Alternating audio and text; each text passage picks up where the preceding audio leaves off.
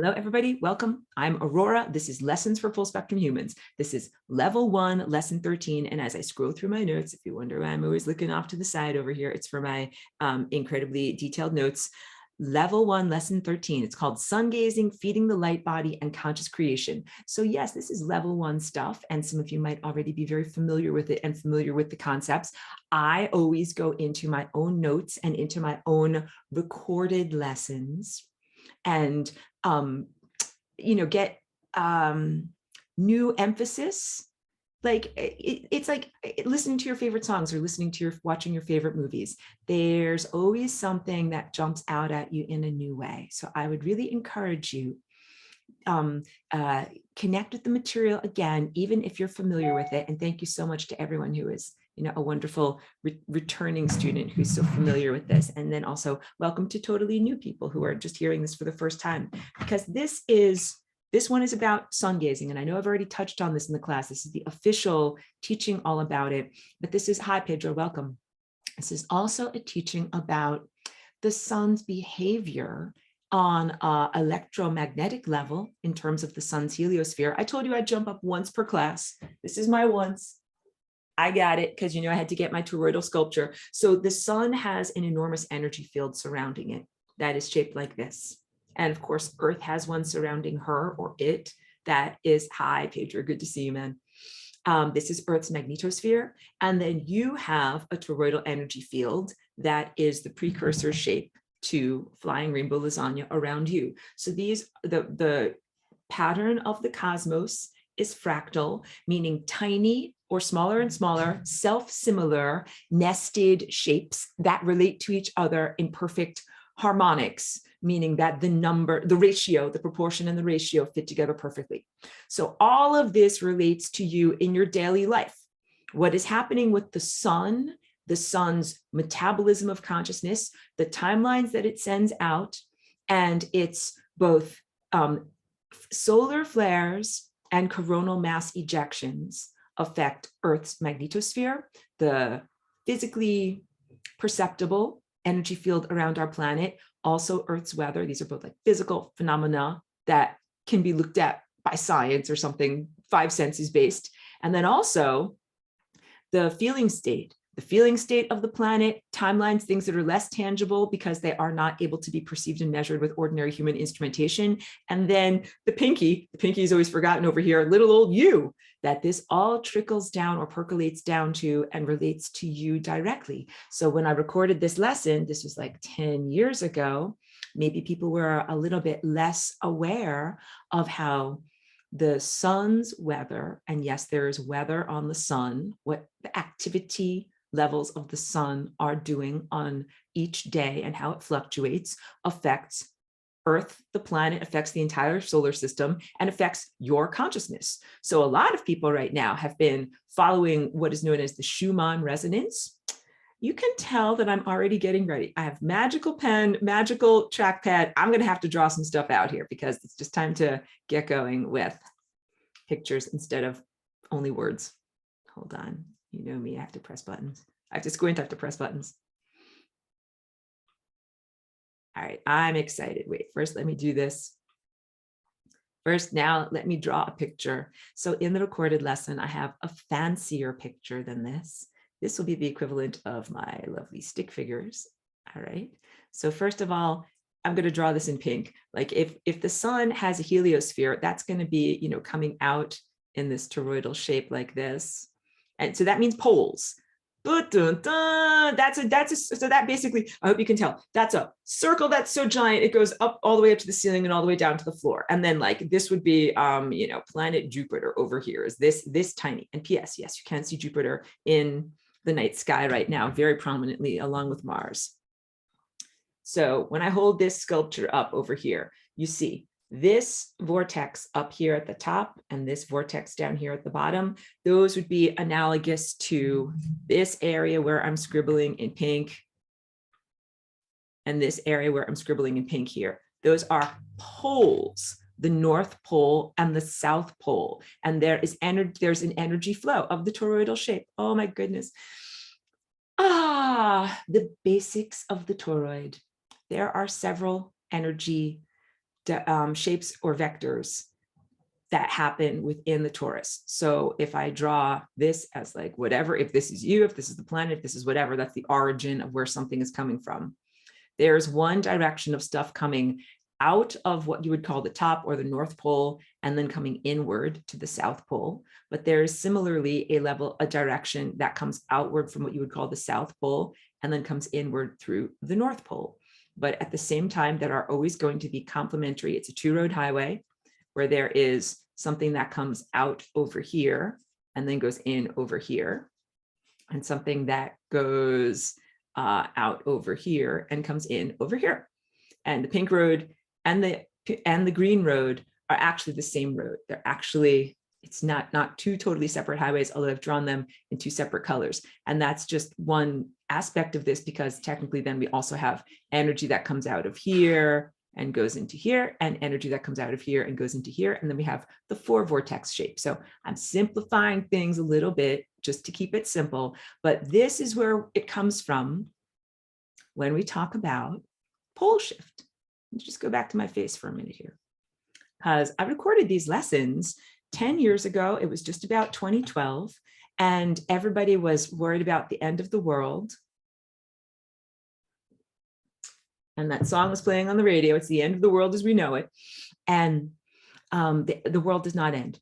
But everybody was worried about pole shift. So first of all, although I talk about this lightheartedly, I openly acknowledge and recognize pole shift relates to the deeply embedded primary trauma that is in almost all of us, as almost all of us have lived in Atlantis, that time that this culture here defines as a mythological or ancient, unknowable time. We could call it pre-flood, before the deluge, before the amnesia and the mind wipe, before the radical transformation of the topology of the surface of Earth into what we presently know. But it is actually a concurrent reality where that devastation and catastrophe is about to happen. And the events that we are experiencing here are actually going to rectify, heal, or prevent it. But I also speak about this in linear language as if it is something that has already happened to you in deep antiquity, and then quite unfairly, you can even hear it in my voice, plunged you here into the world of mortality and separation or distance from divine presence, all of which was a trauma. So another faster way of saying this is, had a friend a long time ago, was in a really bad car accident. She had recovered. I was driving the car. We were driving onto the highway. We kind of went around the on-ramp, and she's white knuckling, like we're like driving onto the highway. And I kind of realized, like, every time I go around a turn, like, this girl is really afraid because she's got an imprint of that trauma and it takes time. And so I'm always like reassuring her. I'm like, don't worry, like, we're okay. We're okay. We're not going to crash. We're just going to go around the corner and then get on the highway. And when you have something bad happen to you, it just takes a really, really, really long time to get over it. So the bad thing that happened to not just you, but our entire civilization and this whole entire planet, it's a really bad, deep imprint, and it takes a long time to get over. So my lightheartedness is not meant to condescend in any way or diminish the very real suffering that is something that you've experienced. Actually, everything that I'm talking about right now, where's my lasagna, is meant to reassure you that what has happened in the past is not going to be repeated. Just because you got in a car wreck in the past does not mean that it has to happen again. This is the corrective experience. So in the past, when we talk about pole shift, so Earth has that toroidal energy field, right? North Pole, South Pole. And we'll also go over this Aurora Borealis, that's at the north, Aurora Australis, that's at the south. So, and the idea of a dipole magnet, because I think we already went through that in level 1, maybe lesson 1 or lesson 2, the whole, my 4-part series about electromagnetism. A dipole magnet has a positive and a negative end, and they are, of course, polar opposites, but that, so a plus repels, a negative repels, a plus and a negative actually attracts, but here you've got them at opposite ends. So in order to rectify these two seeming opposites, what it is necessary to do is bend them around together And now my North Pole and my South Pole match because I've made kind of a giant loop. And that is called a solenoid. And that is the resolution of the dipole magnet into unity consciousness and basically creates a toroidal shape. So, okay, we have a planet that has a North Pole and a South Pole. And what happened in this previous catastrophe was a pole shift or pole flip, where if we say, here's the North Pole and here's the South Pole, North Pole went to South Pole and South Pole went to North Pole. And that caused a big change in the crust of our planet, change in the tilt of the axis of this planet, really redefined and recontextualized everything. Just hold my glass like this. That's a nice way of saying it. Very, very, very horrible catastrophes happened. A lot of death and a lot of destruction, but this will not happen again, because what is happening now is a pole shift that is not north-south to south-north, but is inside to outside. And that is what flying rainbow lasagna is. So instead of this north-south, south-north, what you end up having is the whole entire thing kind of turn itself inside out. And you end up, if you're able to surf these probability waves, having a very enormous potential for bliss, positivity, joy, rectification, everything going back into the right shape that it's actually supposed to be in.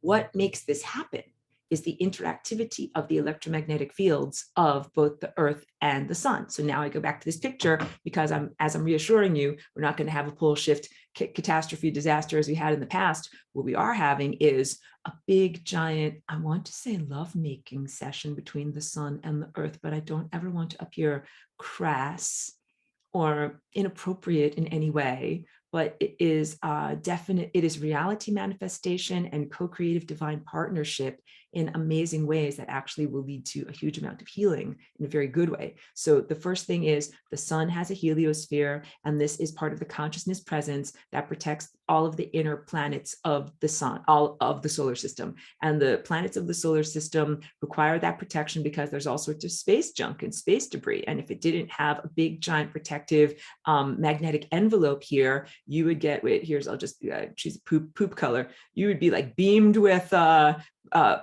radiation. And then here's like a big giant comet. All these things would be constantly impinging upon the art project that is known as creating biological life on the planet Earth. All right. So this is like a beautiful protective envelope, a protective force field that is much, much bigger than that. It protects every single one of the planets. But, and also as a fractal microcosm, now I have to choose a color. So green is going to be the color of Earth's magnetosphere here. Ordinarily, the toroid is shaped like this, or torus is shaped like this, but the sun has a presence that is constantly emanating off of it. And the presence is not just waves or beams of light. It is that, and this really relates very well to the Path of Light class. It is called the solar wind, and it goes outward in every direction from the sun. So of course, this is a flat cross-section drawing, the equivalent of a stick figure, but you recognize it comes towards you as if that is jumping off the screen and away from you also. And that this solar wind is comprised of a couple of different things. Some of them are, let's draw like little tiny dots, little tiny dots, little tiny dots. These are particles, little tiny dots that fly off in every direction. So those are coronal mass ejections, otherwise known as CME. And they're little packets or little stuff, little bits of stuff that kind of burp offward. Like if this is the sun and the sun kind of burps or sneezes or spews them outward, and then they go out. And then Earth in its orbit transits into these clouds. It's like somebody else sneezes and you walk into their sneeze, although that is a very distasteful analogy. And this is not a distasteful thing that happens. This is actually a very positive thing that happens. This is part of the physical and semi-physical interactivity presence that happens between the sun and our Earth. So we have particles that come off of there, and then we also have a lot of high energy radiation. And the high energy radiation is like X-rays, gamma rays, and above. And it is so strong that instead of having that perfectly balanced toroidal energy field shape, the magnetosphere of Earth, the torus shape, gets kind of stretched. So you have this part gets kind of flattened here like a shield. And then this part kind of trails all the way out. It trails out so far, it goes out like this far. Because you're like me, a person with a long hair. Like if I'm standing in front of a fan, like the fan is blowing against me, my hair is blowing all the way out behind me. That is exactly what's going on. And Earth's magnetosphere, in exactly the same way that I draw the different chakras, has different layers. So there's these different layers inside of it. And these are magnetic field lines. And the magnetic field lines of Earth, as they're shown here, interact directly with magnetic field lines of the sun. So even though the sun is big, big, big, there are places when these smaller loops are coming out here and interacting with the sun. And there are places where they come out and they interact. And wait, I should draw it like this.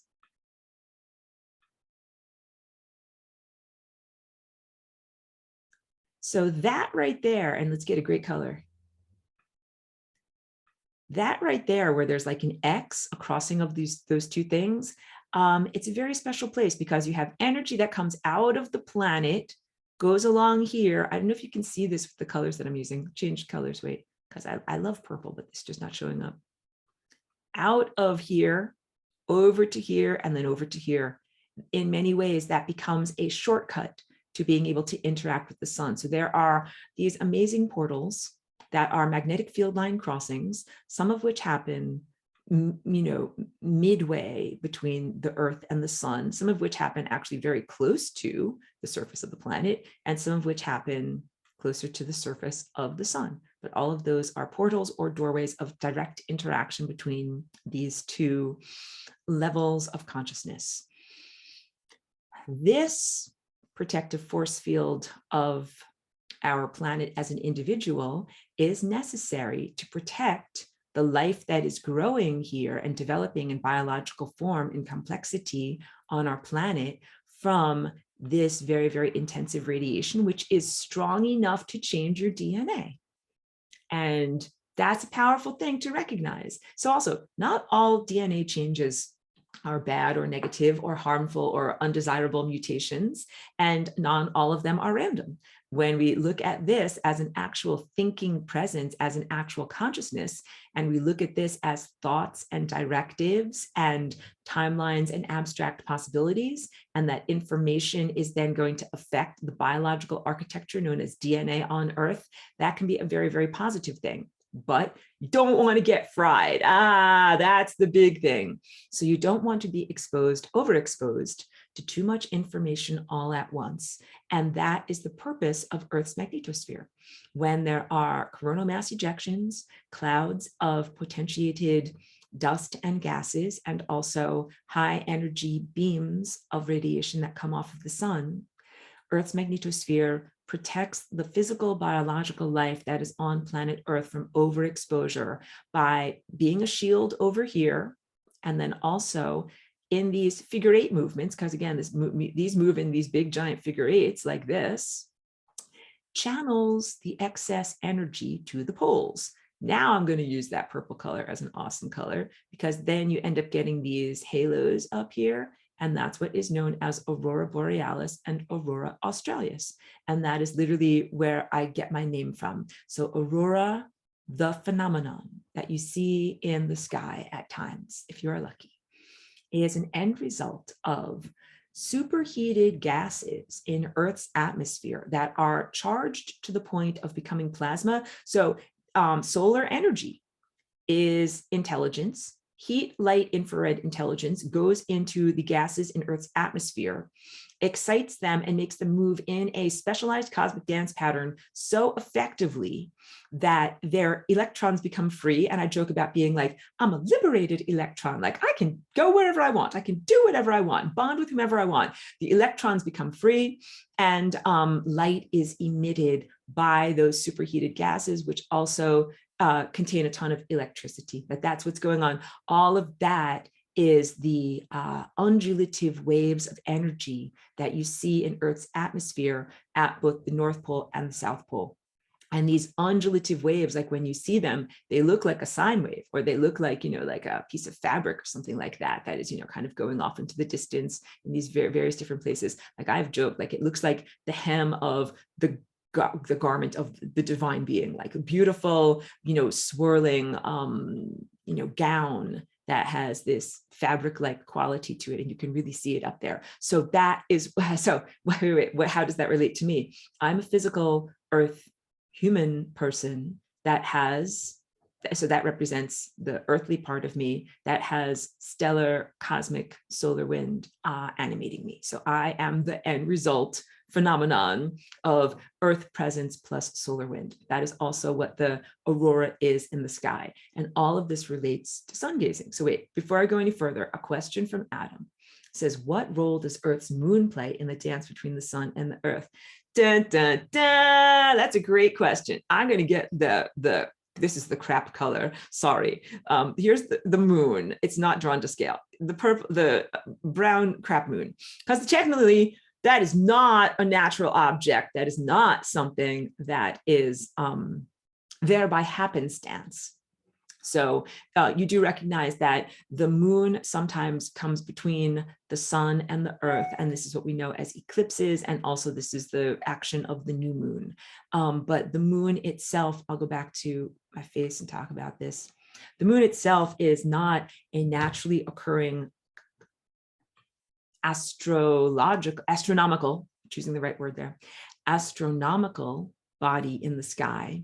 And its purpose and how it's acting upon us is consciousness reduction. Not only consciousness reduction, but also at times over amplification of human sexuality and human productivity, like making too many babies, more than you need. And also at other times, putting together certain partners that would never have partnered otherwise. And also the moon being inhabited,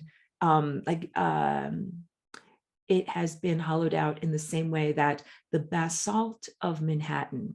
So the basalt of Manhattan is an island off the coast of the United States. Now there's a big giant city there. There's tall buildings, and they dug all the way down into the rock is foundation rock, is what I'm trying to say. Very, very hard rock. They've dug down into and made subways and all sorts of different things that are not naturally occurring, but they've done that as a human endeavor in order to utilize the naturally occurring substrate that is there.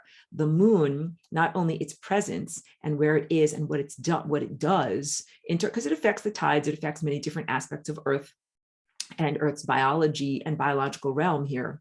The very benighted and not wise creatures that have drilled into the moon, like they've basically created a lot of, I want to call it subcutaneous architecture underneath the skin of the moon, that they have a lot of things that are in there. They've turned it into a type of city or into a type of inhabited or inhabitable structure, but it's not positive for the inhabitants of our planet at all. So it is kind of like a relay station, the way that antenna can be a relay station, inhabited place, but not by positive organisms at all. And also it's like a semi-astral clearinghouse type of place. There's a lot of things about the moon that are not positive. So on the one hand, when I plant my garden, I recognize that the moon affects my seeds, and I do sprout and plant on the full moon. And also most women recognize and call it their moon cycle. Moon affects human fertility, yes, but also moon tends to affect, limit, and suppress a lot of aspects of human consciousness and sentience and sovereignty and self-directed things. The moon in many ways is usurping your willpower and doing stuff to you and for you, not necessarily with your consent. And so I know that's not very romantic, because the romantic view is to be here on Earth and to be like, the moon is in the sky, and my heart is feeling like I'm so attracted to that person over there, and we're going to whatever, like go out for a candlelight dinner. Like that's what the full moon is for a lot of people, the romantic comedy type of interpretation of how they see the moon. But I see the moon, and many people do as well, as limitation, a control structure, and not a positive device. And so human earth science says that it once was a blob of the earth, and then it kind of squashed off and became its own thing, but it really is a manufactured astronomical body, not a naturally occurring body. But then also it has been repurposed and is not a natural thing. So you ask about So that's the effect of moon on earth inhabitants. Moon affects the sun much less. Like the moon is not diminishing the sun's consciousness and potential and willpower, but the sun really is trying to get through or get past the distractions and other forms of erroneous information, the bad music. The sun is playing excellent music and is totally a virtuoso of love, and the moon is not. And the sun is trying to get through. It's kind of like, don't listen to that poop crapola, listen to me over here. So that's very big on that. So they're not equal in terms of the forces of nature. The sun is a pristine, undiluted, direct consciousness form of light that is, like I said, a virtuous virtuoso, not infallible, but incredibly wise, incredibly present, enormous, magnificent scale, and connected to a much, much larger brain of a much, much larger and extremely benevolent thinker. And the moon is not. However, from our perspective on this planet, the sun and its music and the moon and its music, they're exactly the same size, same loudness, to the point that the moon can block out the sun. So we've got like the excellent virtuoso musician over here who's playing Mozart, who's like da da da da da da da, and then we've got like the horrible heavy metal music. I apologize if you guys like heavy metal. The horrible music over here, crashing, disharmonious music of the moon. And that a lot of times this is more present, more prevalent, and affecting our biology more than this, just in terms of being close and being loud. So yes, thank you. It's a beautiful question. So wait, now I want to go to my notes because I want to talk about, because this is sun gazing and feeding your light body and how all this sun gazing relates to conscious creation. We have to talk a little bit about the aperture through which you eat light. And also the sun creates light and the moon does not create light. At best, it reflects light. And I'm sure you guys know, well, maybe you don't know, then I will shout it out for you. So there's some really interesting, there's a book called Penetration by Ingo Swann, and his name is spelled S-W-A-N-N. And he was a psychic who worked for the CIA in the 1970s. This book and most of his stuff was published after his death. So he's not afraid or intimidated by disclosure or non-disclosure agreements or any kind of thing like that. And he did a lot of remote viewing for the CIA to talk about what he saw on the moon. And he saw extensive infrastructure, not only underground, but also on the surface. And so there's a lot of things of the side of the moon that we do not see with telescopes, many things that are happening in deep craters of the moon, and many aspects of, this is why I say partially astral, what he was astrally projecting himself or using his psychic presence to go there and view the moon, and he was perceived by the consciousness creatures that are there. So they are not just technology users, but they are also somewhat higher dimensional, but you can tell that I felt sourness in my mouth, like the bile rising as I'm even saying that, because they're not really higher dimensional at all. They're lower astral. So they use technology to kind of be extra psychic and amped up. And that's why a lot of the bad music and crapola poop that comes from them has to do with dream state stuff and stuff that is happening as thought presences in your mind. There's a ton of negative thought entities that are affiliated with the moon. And to me, very, very little positive. Now I want to like refocus over here to the amazing system that allows us to perceive and ingest light. And these are non-physical apertures that I'm talking about here. So wait, I did that so that I could grab my colors over here. So this is your physical eye. You can't see that. I want to say you can't see anything. This is your physical eye, and this is your physical eye. And we are aware that those are apertures that we use to perceive optical light, but that is not the only type of light that is available. There is the light of pure consciousness. So this inner eye, pineal gland, that is directly at the center of your brain, and that emanates outward from your forehead as a tendril of attention or energy field that comes forward and can sense, is a sensory organ, and it is also an aperture. So something projects outward from there, but it is also a place into which light and thoughts may enter. That is a key aspect to the circulatory system of light throughout your body. Like light has to come into you in order for it to circulate through, exactly in the same way, like here is your mouth. This is like, just like, Sesame Street, like, where's your mouth? What goes into your mouth? Food goes into your mouth. Food goes into your mouth, and then it goes down into your tummy, down here. But if you don't have a mouth, food can't go into your tummy. Exactly. If you don't have an inner eye, or if you don't have higher faculties that are functioning, it's more difficult for the light to enter into you, to then circulate through and around you.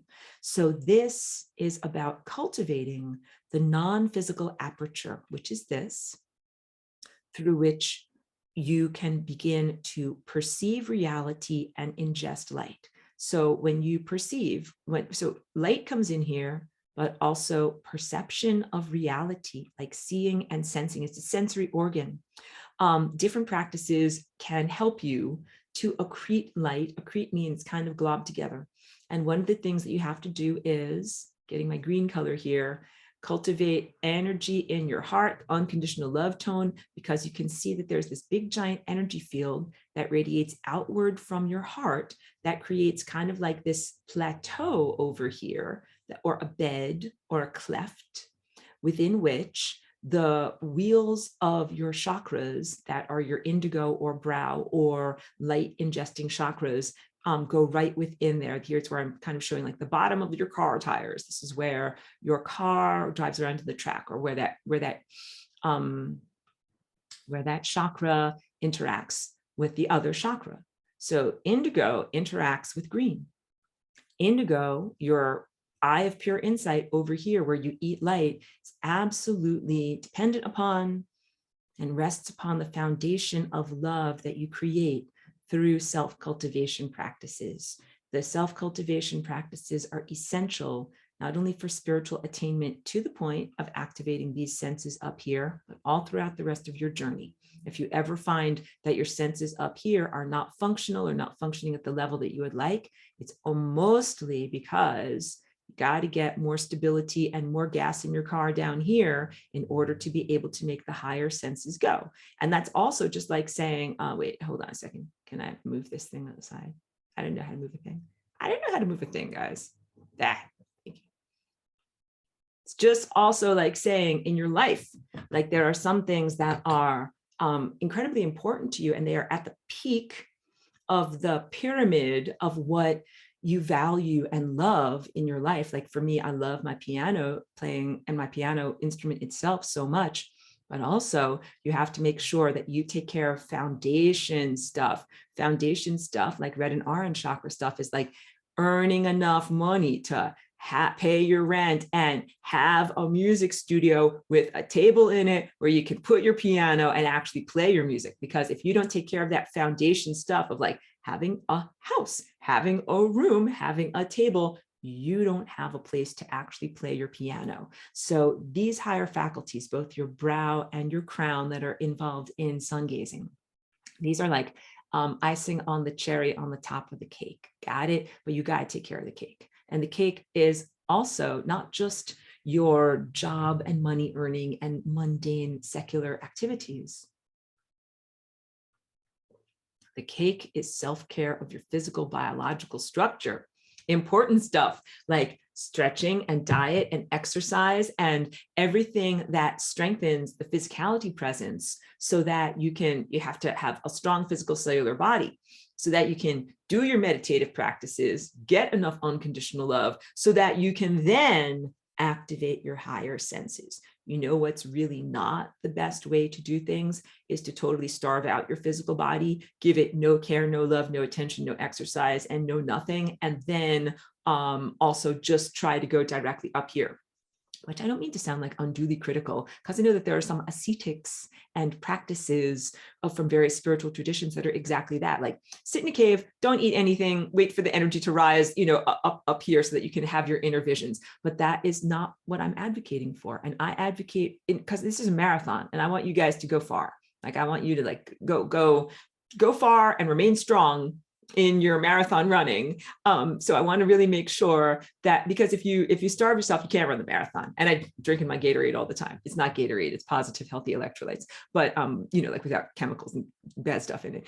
But you understand, you have to nourish yourself in order to sustain yourself, because otherwise you are like a fast flash and then you're gone.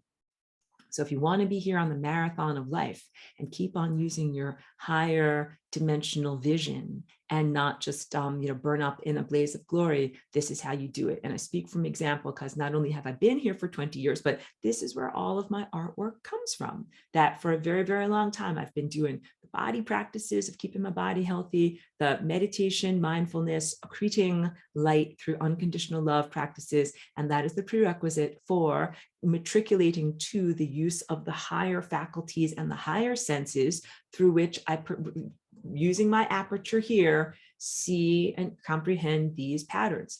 Sun gazing and eating the light directly is a primary, or the primary way that I do this. But I also told you, and it is anecdotal, and also forgive me if it's repetitive for those who have been wonderful students of previous semesters as well. But when I first came here as Aurora in 2001, I didn't know anything about the care and feeding of the human body. I thought that the rules were as they were, that I recalled from ancient Atlantis, which is when we just did exclusive sun gazing, exclusive light eating. We had a whole different architecture to our bodies at that time. And in doing the sun gazing and the light eating here in this time, place, and in this body, I was like, what's going on? Like, why do I feel this way? I totally did not understand, like, what's that like empty ow pain type of feeling in here? Like, I totally didn't know. I didn't comprehend. And then I had to learn about food. I had to learn about food, and I had to learn about not only the necessity of eating physical, dense matter food, but also what are the foods that are available here, and where does it come from, and how do you prepare it? Like, I just, again, forgive me if this is repetitive, did not know, because I learned, like, in the morning, like, you drink coffee. And, I learned a lot of things also from television. So you can also imagine the distorted filter that I learned initially from perceiving mostly, human culturalization through the television. I'm like, you drink coffee in the morning, but I didn't know, like, you're going to have to put some milk into there because it's very acidic. Like, that on an empty stomach will burn your stomach. You need to eat like toast or a muffin or something to like soak up that coffee that has acid in it. Like, there are reasons why people have put together these food combinations. So I didn't know anything about that, or what bread is made from, I didn't know about ingredients. I didn't know about any of that. So it was actually a very, very huge, long trajectory to learn about the intricacies of having a physical human form here. And initially I was a little bit harumph, because I was like, we're supposed to be eating light, and this is, not something that I'm familiar with, but, not disrespectful of it.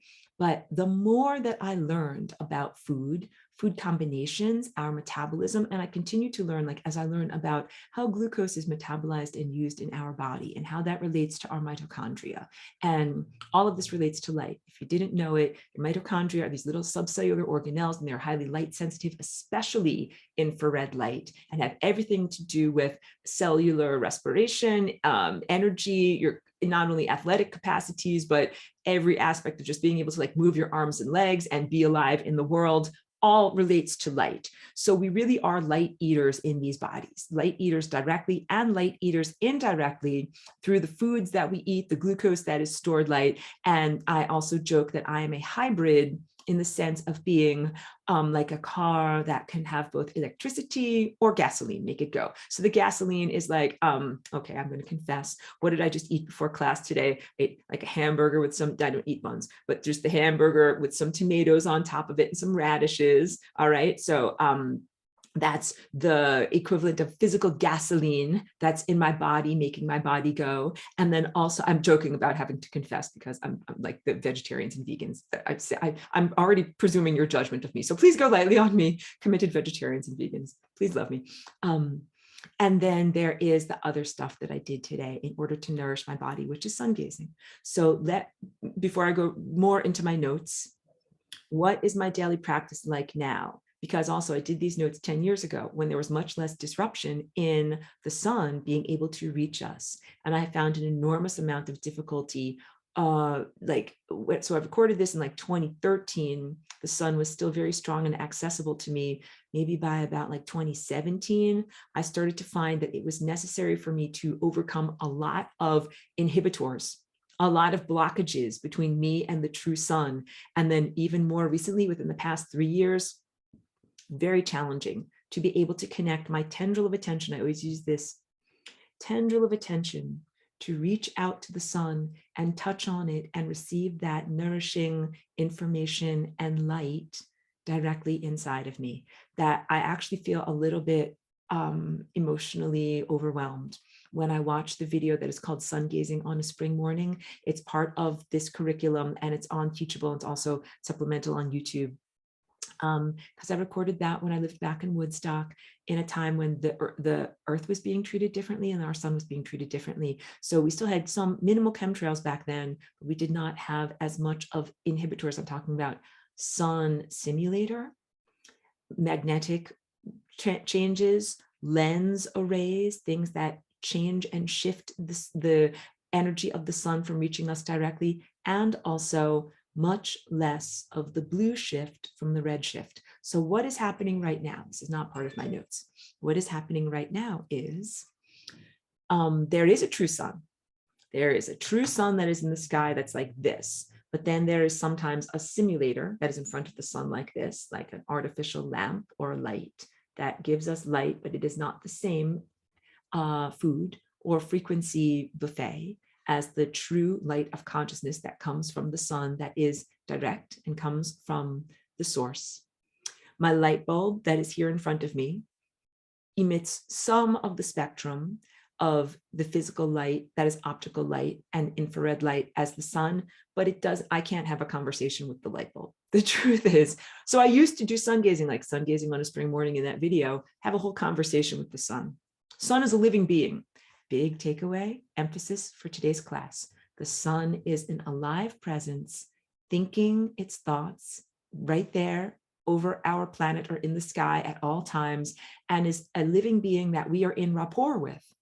It's our origins, it's our lover, it's our parent, it is the Son of God, and also how that relates to a lot of religious imagery in the world of Christianity, the Son of God. It is a beautiful light presence, and I will also relate one more time to you that the sun has no shadow. Just like, a candle's flame casts no shadow. You got it? It's a plasma presence. It does not have a shadow. So that is because I've had some wonderful comments referring to my rants against shadow work and these misinterpretations and misappropriations of energy and misidentifications with things that aren't just merely your darkness or your inversion or your ignorance, but which are poop that shouldn't even exist, that are not something that you should identify with. So the sun does not have a shadow. And similarly, I feel that the true presence of consciousness, which we know as Christ, does not have a shadow. And I'll save this conversation for next week, because next week I'm going to speak all about the Christian religion as it relates to this curriculum that I recorded 10 years ago. Someone was talking about Christ consciousness when I talk about that, referring to like a male-centered or patriarchal definition of what Christ is, because many people know the religious figure known as Jesus Christ, as if Christ is his last name, like first name Jesus, last name Christ. And I said, well, what would be maybe a better or more encompassing term to talk about that level of consciousness? And they said maybe crown consciousness. And I think like maybe this is appropriate. We'll talk about it more next week, but I have no problem. Christ is non-denominational and non-gendered as I am perceiving it, but it's a good conversation to have. So just bookmark that. That will happen next week, talking all about that. But big, because there's, in human religion, Christ and then Antichrist, or Christ's presence and then some kind of negative, inverted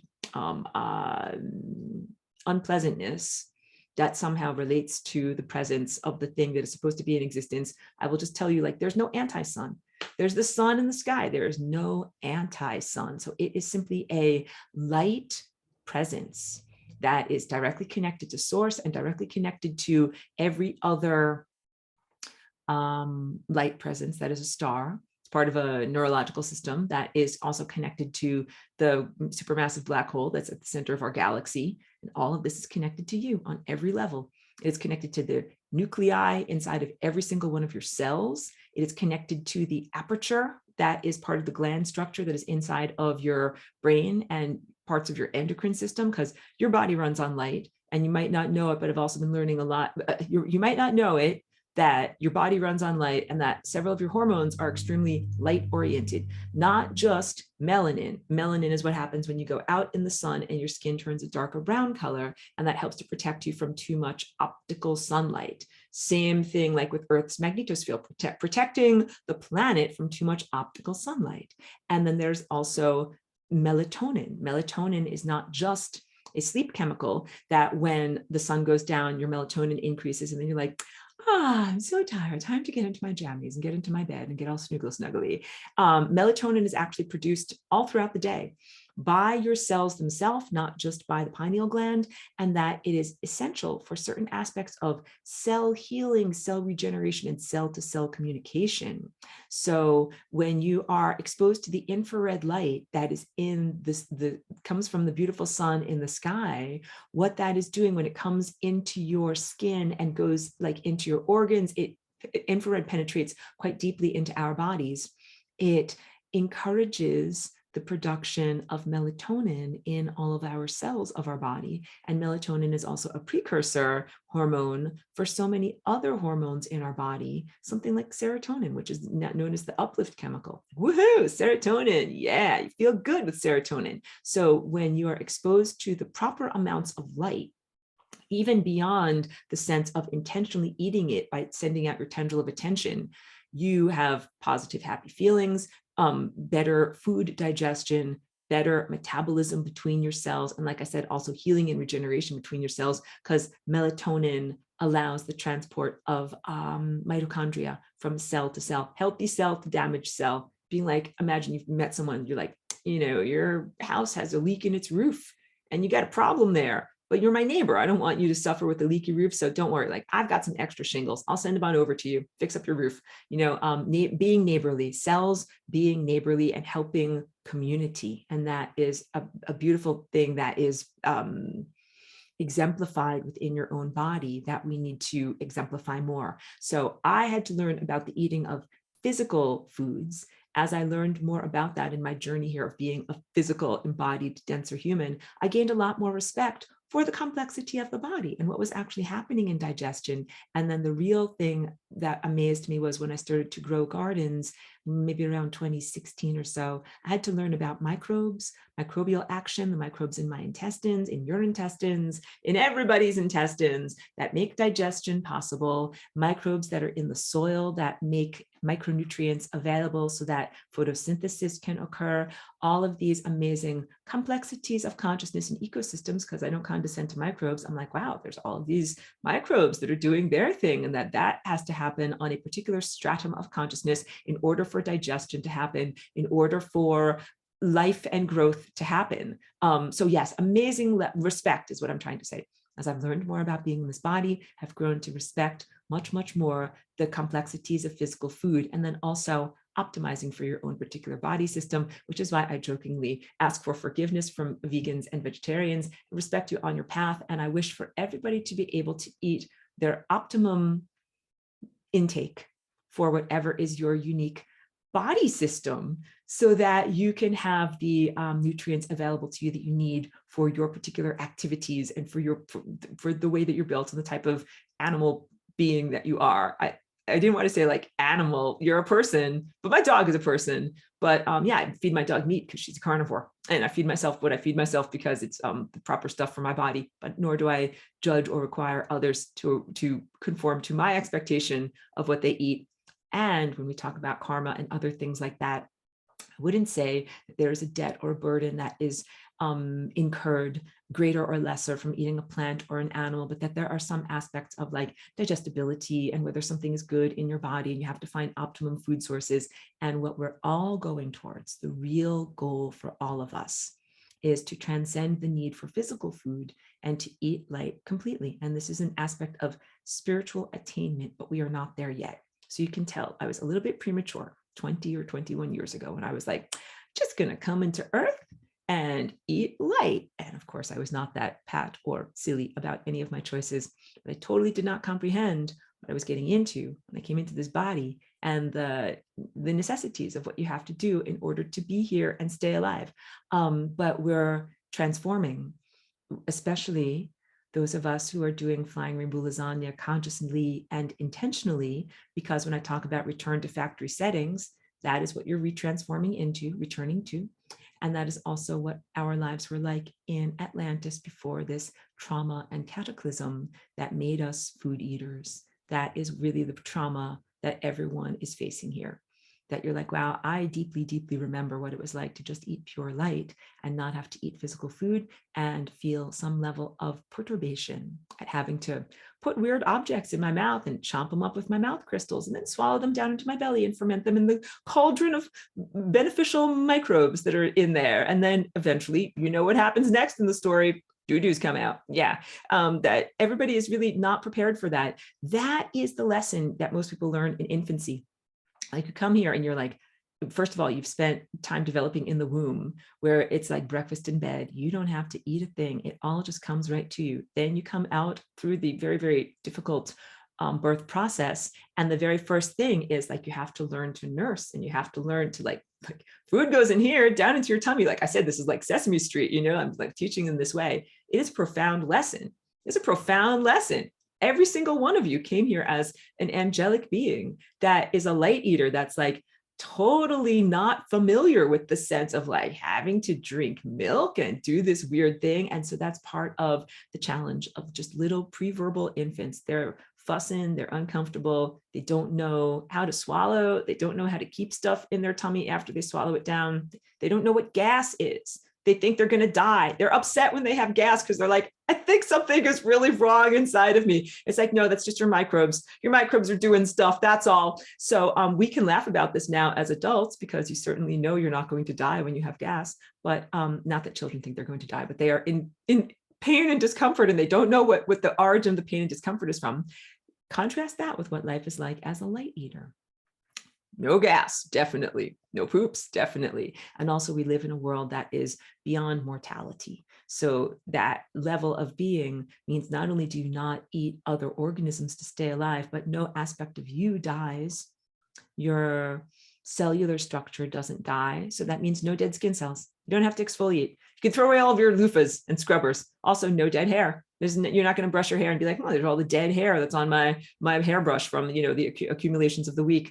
Any of these things, you don't have to worry about sweat stains underneath your dress or anything like that. You can wear silk dresses every day if you want to. There's no dead skin cells and no skin oils and no bacteria that's on you. Like it's a very, very different world. The world of being an immortal light eater is a very, very different world. There is no, we would call it effluvia. Nothing comes off of your body because everything is 100% you and 100% alive, and it stays alive, and it stays alive, and it is sustained 100% by the thought forms known as light or pure data or pure information. But this is enough to sustain you as a biological presence. I don't want you, when I say pure data, I could sense some people's mentality being like, oh, you mean like a computer program or a virtual blah, blah, blah. I'm like, no, let's please put that aside. Not like any kind of a computer program. In the same way that I tell you that infrared light has a very profound impact on hormone structure, cell-to-cell communication, metabolism, food metabolism, and energy in your body. Light ingestion is enough to sustain your physical, biological, cellular presence. But here's what's different in this world. The sun is different in this world, and access to the sun is different in this world. So even when I came in 20 years ago, there was not enough sun to be able to sustain me. And now that there has been inhibitors and disruptors to the true sun, there's a tiny fragment of the stellar light and support and consciousness and awareness reaching us that should be reaching us. It's very distressing. Imagine if it's like, someone you love has gone out to the grocery store and they're, going home with the packages, and then they meet bandits on the road, and the bandits are like, so I see you've got some mint Milano cookies and this and this and that, and I'll be stealing all of this from you. No mint Milanos for you. And then you get home, it's like, what do you got? Just like, like a couple of carrots and like one potato. It's like, where's all the good stuff? Like somebody stole it. Bandits stole it on the road. Be like, yeah, right, bandits. No, really, it happened. I'm joking, again, lightheartedly, because I also joke about this. Those beings who have erected these horrific, criminal, totally unacceptable inhibitors to the stellar light consciousness presence reaching this planet directly are stealing your ascension energies, not only stealing your capacity to be sustained at your present level, but to learn and grow, which is what ascension is, and they're getting high on your stash. And what do I mean by that is that they are extremely low level, astral, crapola consciousnesses, very poorly formed, negative thought entities, things that should not be sustained, that should not be elevated, that they are yoinking your, or misappropriating your ascension energies and then using it for them to feel elevated. They're like, I'm feeling great, I'm ascended, this is fantastic. And really, like, it's totally artificial in exactly the same way as when people here in this planet take a drug in order to feel better. They are artificially hacking their biochemistry in order to feel better. So, when people, all of these drugs that people take are physical analogs of actual emotional states. So if you're like, I'm feeling this way, but if I take this powder, I feel this way. I'm feeling this way, but if I take this powder, I feel this way. They are analogs to be able to feel a different state, right? But you can also just do the work to feel the different state. So, there's all sorts of different things people can do in order to feel the natural euphoria, that's what you're supposed to go for. Like, hooray, I climbed the mountain and now I feel fantastic. Not just, I took a white powder that made me feel great. These guys are not doing any of the positive self-cultivation exercises or behaviors that they're supposed to do in order to be able to achieve those elevated states. Far from it. They are like criminals and very, very harmful to the entirety of the world, but they live in an artificial elevated state. That's what I mean. They are getting high on your stash. And that also means that everyone here, in terms of the feeding and cultivation of your light body, is getting starved. And you might not know it. Be like, I don't feel like I'm getting starved. I feel like I'm just the right size, or maybe even large. Just being lighthearted and joking here. Everybody's the right size. Don't worry. But what is really happening is you're supposed to be beyond your mortal form at this point, which is distressing to know that over the past 3 years, instead of these amazing, transformative, positive, uplifting, nourishing energies and information data packages that are supposed to be coming here and transforming you on a genetic level, opening up your superpowers, redefining who you are in life, making things possible that would have been impossible in terms of perception, healing, connection to other humans and organisms on this planet and elsewhere, and things that you would call superhuman. You're supposed to be superhuman. You're like, Aurora, don't like this at all. So if you're just like going to the grocery store and driving your car, there's nothing wrong with you, but you're actually supposed to be doing much, much more at this point, because stuff is being blocked out by stuff that's not supposed to be there. So in order for me to get enough light to be doing my flying rainbow lasagna stuff that I need to do all the time, I need to jump past the stuff that's up there. That's part 2 of this class, which is how to flying rainbow lasagna with the sun. And Ines is in this class, and this lovely, intelligent person. She asked me one time if I could draw a picture. Actually, in the lesson, level 1, lesson 13, there's actually a really good whiteboard, and I could just screenshot it for you, but it shows a picture of the person with their chakras and the sun over here, and then the flying rainbow lasagna literally between the two. So I'll do a little acting it out if you want me to. But all of this, my poignancy at seeing the video that I recorded from over 10 years ago, lies in the fact that it now takes an enormous amount of effort to get those groceries and to get them to come home, because there's so many bandits on the road that are stealing that energy. When I used to be very, very carefree, be like, la, la, la, going to the store, la, la, la, walking home from the store, not thinking that it's some kind of a, difficulty where I have to, like, whatever, one of those obstacle ninja shows where you have to jump over all these different things in order to get to the store, and then make sure that you keep your groceries and no one steals it from you. Very, very challenging times we live in right now. But all of that being said, because of course, you can tell from this class, there's who I was and what I was recording and perceiving 10 years ago, and then what is going on. And of course, I'm still the same person, but I respond to my environment differently. What is going on now and what is effective for all of us to experience now? So I'm always going to give you the updated, most effective teaching for our present state, and also a ton of very, very real encouragement that it won't always be this difficult, but that at a certain point, like when you're just starting a business, like you're gonna have to work hard. It ain't easy. And yes, there will be challenges and roadblocks, and you're gonna have to learn to jump over them. But then at a certain point, you're just like, that's not a problem at all. Like I've got that under control, or I've, have plenty of whatever. I don't have a good analogy jumping to my mind, but you have plenty of resources and capacitation that then makes the concerns no longer relevant. But when you are just starting out in a business, or just starting to accrete light and open your higher faculties up here, every little thing matters. Every little bump in the road matters, and small expenditures and inhibitions and things that are trying to hold you back also matter. Okay, so why does all of this matter? Blah, blah, blah. Pineal gland, brow chakra, Christ consciousness, or larger presence of light. I kind of maybe would like to call it light consciousness. We'll talk about it more. Is your imagination, from where you project reality, or emanate reality, or create reality, or paint reality with the paintbrush of your mind. It's a paintbrush right there. It's a paintbrush of my mind.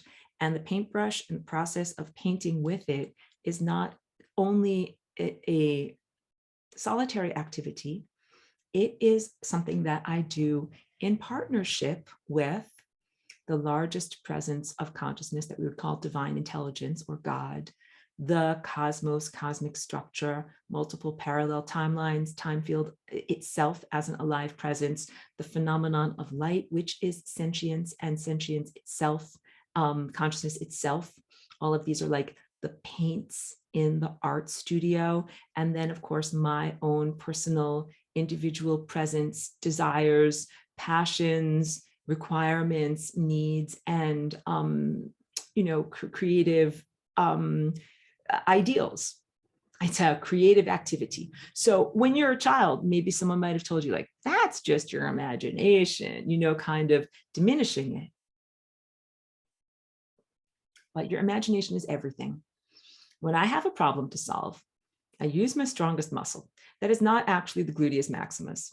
My strongest muscle is my imagination. And I use my insight in order to perceive the entirety of the problem, and then come up with solutions and imagine them into being. And then I actually use my gluteus maximus and do the actual muscle work. You got it?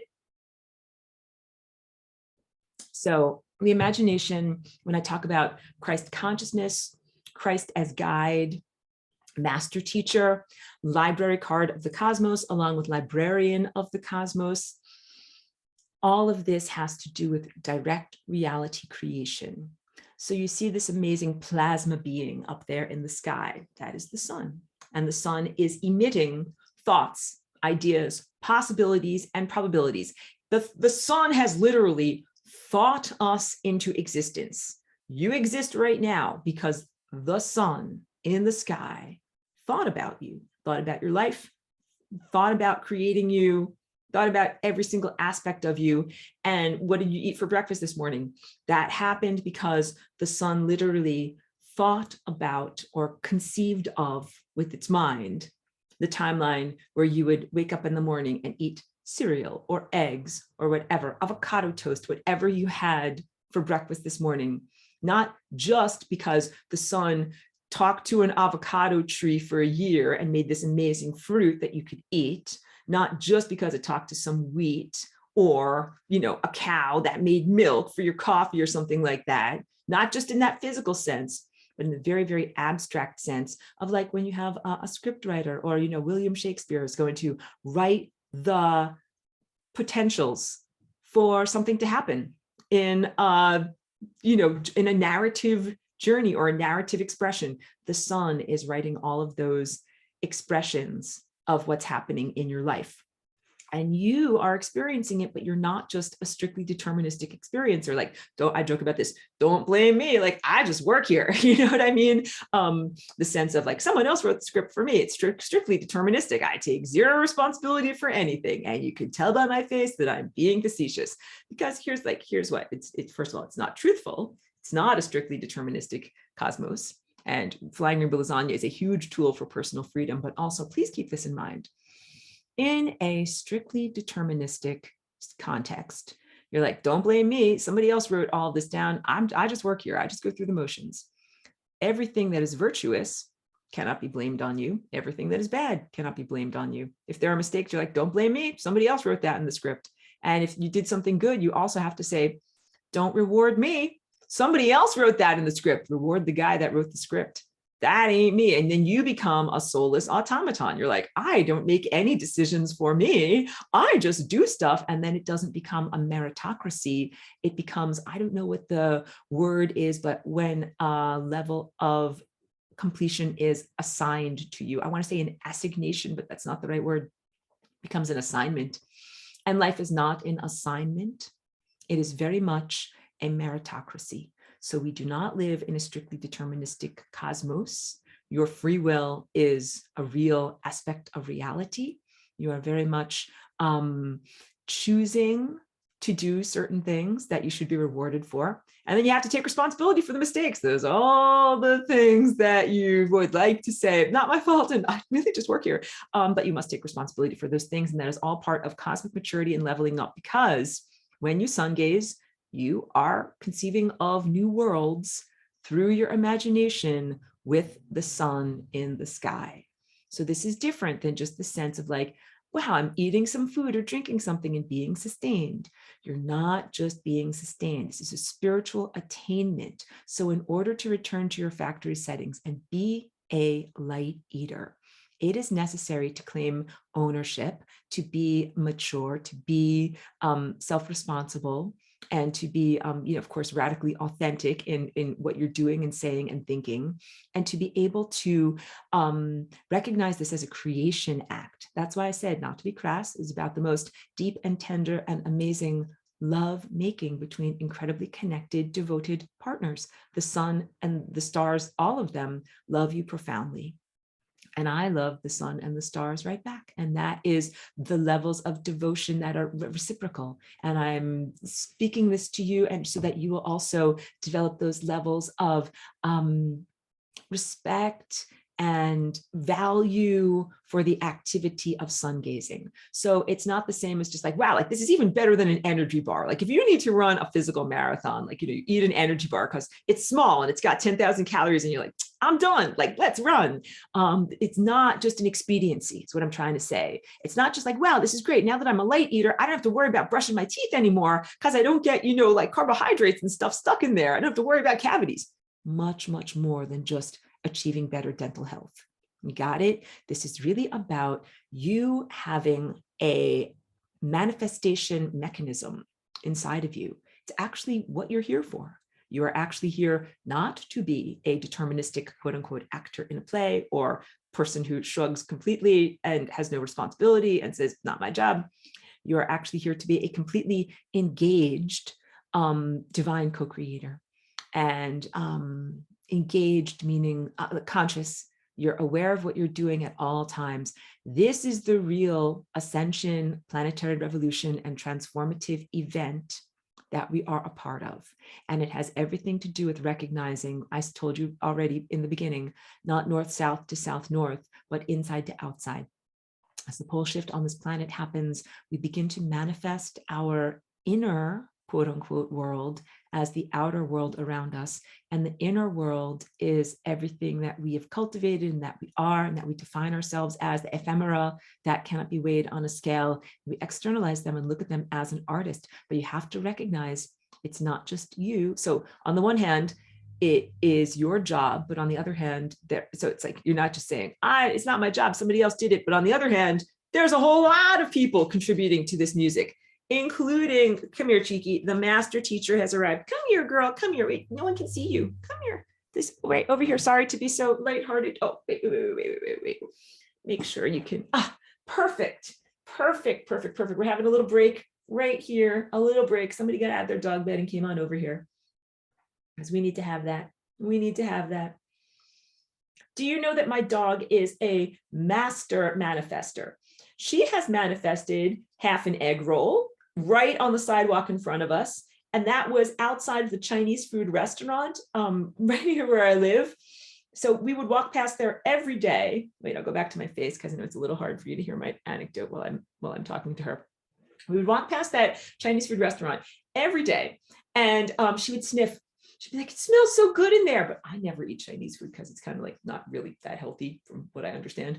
But she's like, "I want it, I want it," and then but we never have it. So then one day we're walking past, and there's literally half an egg roll right outside of the door, and before I could even stop it, Cheeky just snatched that right up and ate it. Manifestation achieved. She got her dream. You know what else we never have in my household? Ice cream, because I really don't eat sugar and I really don't eat stuff like that. And so Cheeky's always like, wanting to have stuff like that. So this was a very, very hot day in Ojai. It was actually after the sun went down, and we're walking around town. There's a bunch of people outside of the ice cream shop, kind of, sitting at cafe tables and standing around and eating their ice cream cones. And we're walking by, and Cheeky stops, and she makes me stop. And she looks at this one guy, and she just looks up at him, and he's like licking his ice cream cone, and he looks down at her, and he just goes like this with his ice cream cone, like, "Here, kid, like, have a little bit." And she goes, "Lick, lick." And then we keep walking. All right. Like, that is master manifestation. She has manifested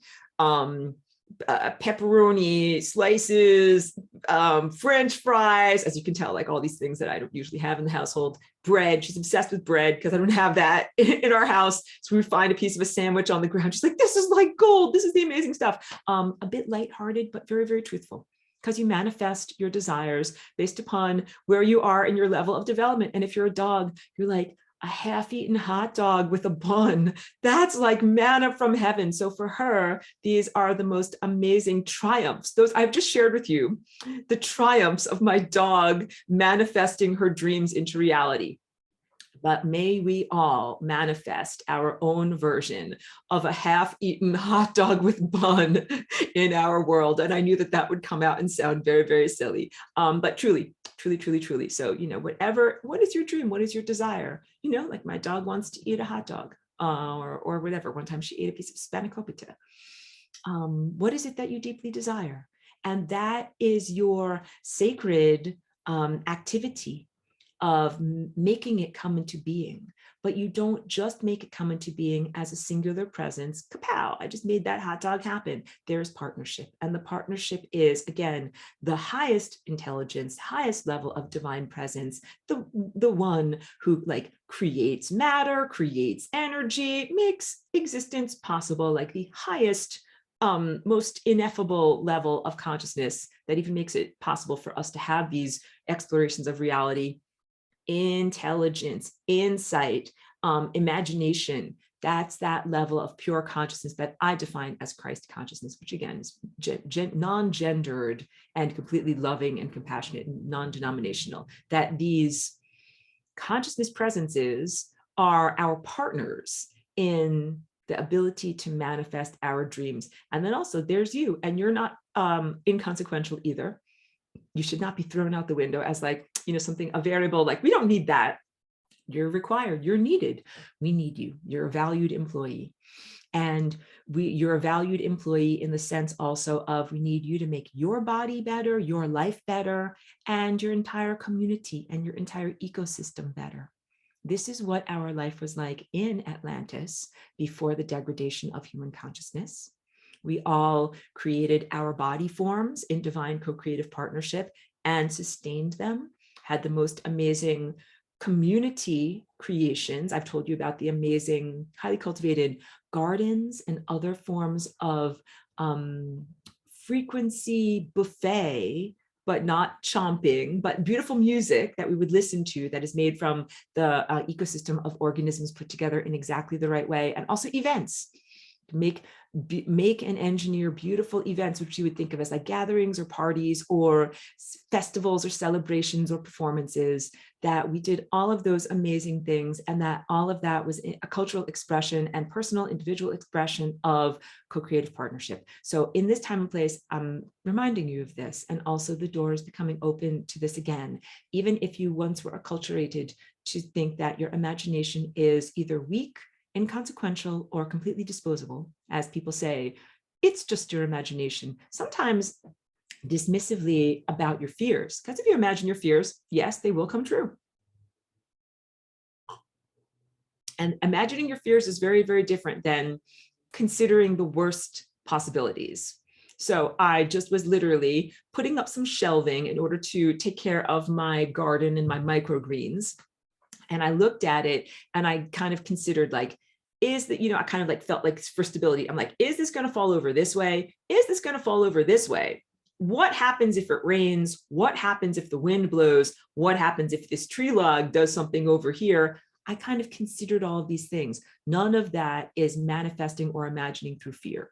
It's totally appropriate for you to be like, what are the obstacles? What's a worst case scenario? What do I need to do to prevent these things from happening? And the answer is bungee cords. Lash that thing down. Make sure it's structurally stable. So I don't want you to ever be afraid to be able, like, I don't want to manifest my fear. I don't want to manifest my fear. I don't want to manifest my fear. I don't want you to be like that.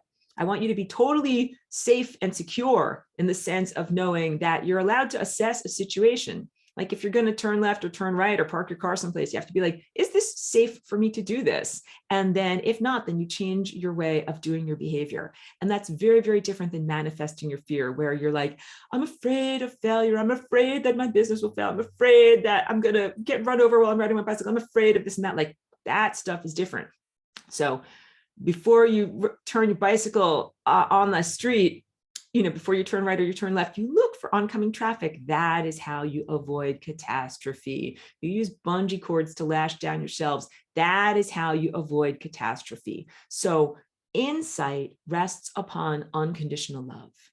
That means you have to have the acceptance to accept the information that is coming to you through pure insight. So this receives information and sends out information. You send out information in your imagination. I'm imagining this stuff happening, but then you also receive back information that might sometimes perturb you. Like, whoa, I don't think that these shelves are going to be stable. The information just came to me. Shelves are not going to be stable. And my heart has to be strong, because otherwise I would be like, no, I can't hear that. Like, la, la, la, everything is fine. No, I'm not going to take that information in. And then of course you would regret it strongly as soon as there's the first windstorm or whatever, and you find the shelves are falling down or anything like that happens. You're like, wow, I should have listened to my insight. Should have listened to my intuition. I didn't, and this is what happened. So we don't go into denial. Huge levels of acceptance, and that helps us to avoid catastrophes.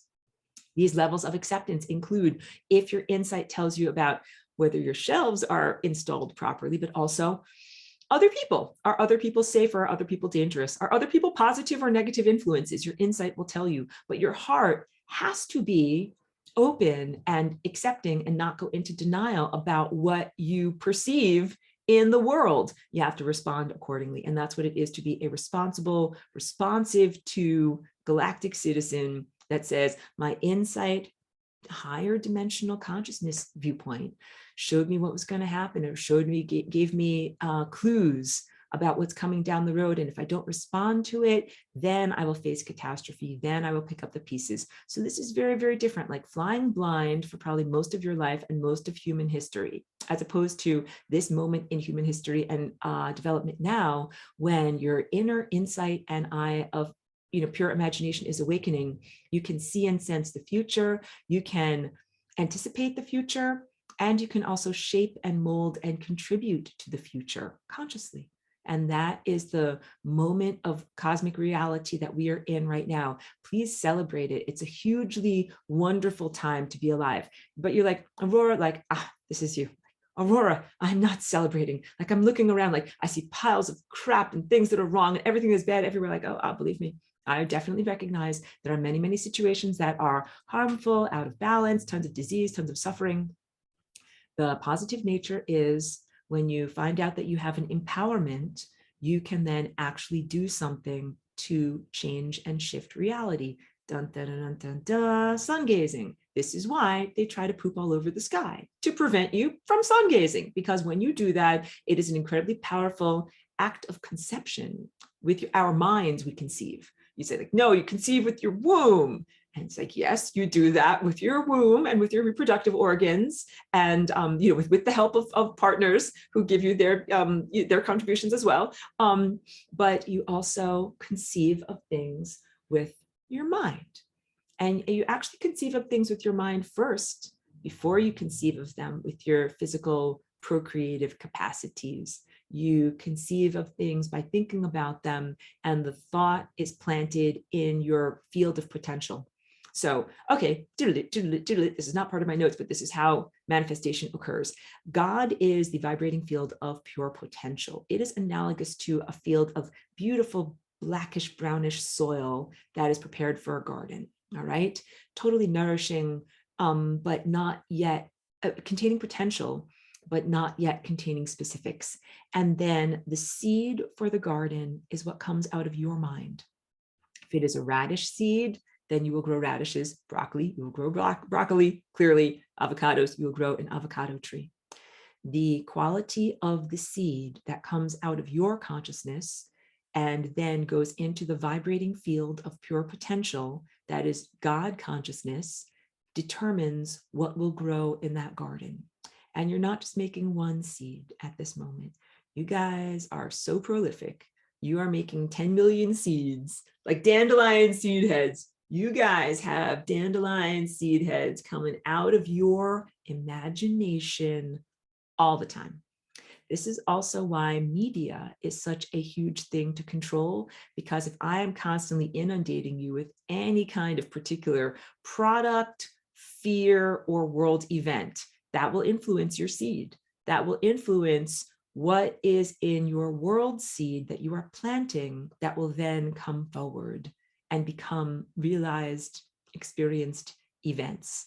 So I just will tell you, like, I don't judge other people for what they eat or what they watch or whatever like that, but I really intend, like I told you, I don't eat ice cream, I don't eat egg rolls. I don't eat a lot of the stuff that's on the news, all right? And I don't eat a lot of pop culture media either. And that would be like, you know, the gossip pages of who's dating who's had plastic surgery, who's mating, dating, divorced, surgeries, or any of these other things, you know, that are like Hollywood entertainment. I don't really have, you know, the proper words for it, but you know what I'm talking about. I don't really ingest any of those things. And I don't ingest a lot of things that are about, you know, human politics. And it's not because I am being an ostrich and being in denial at all. It's because I literally don't want to manifest World War III or any of the things that, even saying that word or that phrase, any of the things that many of the social, geopolitical, and government ongoing thought structures would like for those of us who are real embodied manifestors to manifest. Basically, you get to make a choice about what you paint with your paintbrush. And I'm like, no, I don't think that I will paint nuclear war with my paintbrush. I don't think that I will paint, like I said, World War III or whatever, giant explosions or any of these things. Like, I think you guys know me at this point, that I have zero interest in painting that painting or being a part of that reality. Just like in my body, I'm painting the body of health and vitality and continued athletic ability, as opposed to either getting hit by a Mack truck or, you know, dying of a disease. All right. So I'm clear across the board on all of these things, on what I want to paint with my reality. And the challenge is, of course, you paint a reality as a collaborative art project, your contribution along with the contributions of many, many others, which is why I do these videos and other sharings to positively influence you and anyone who wants to listen and consensually, in consent, tune in to what I am saying here, what I'm sharing here. I wish to influence you. I wish to be an alternative. Like, I wish to be the health food alternative on the buffet table, like the healthy vegetables, as opposed to like the whatever naughty chocolate eclair or something like that. Like, I'm the one who's going to sustain you. Like, I'm the flying lasagna. Lasagna is a very healthy lasagna with many positive rainbow vegetables in it, even though lasagna is a little bit of an indulgence food.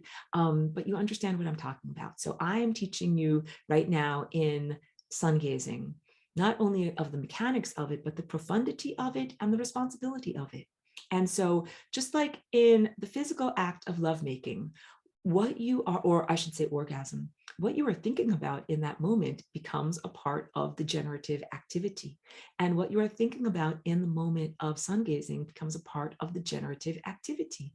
So if you're thinking about, you know, some kind of negative, worst possible outcome in the generative activity, then there is the very real danger that you will generate that. That's different than testing your shelves for structural stability. So when you are doing your manifestation activities and sun gazing with the sun, what you should do is envision the highest things, keep them at the forefront of your thought structure. Anybody can have errant thoughts, and a lot of the time it ain't even you talking. You got it? Verbalized mind says stuff. Sometimes it is just the stimulation of language centers. Sometimes it's a negative thought entity that's like, blah, blah, blah, blah, blah. I'm going to say a bunch of distressing things, like right while you're in this, incredibly profound, delicate moment.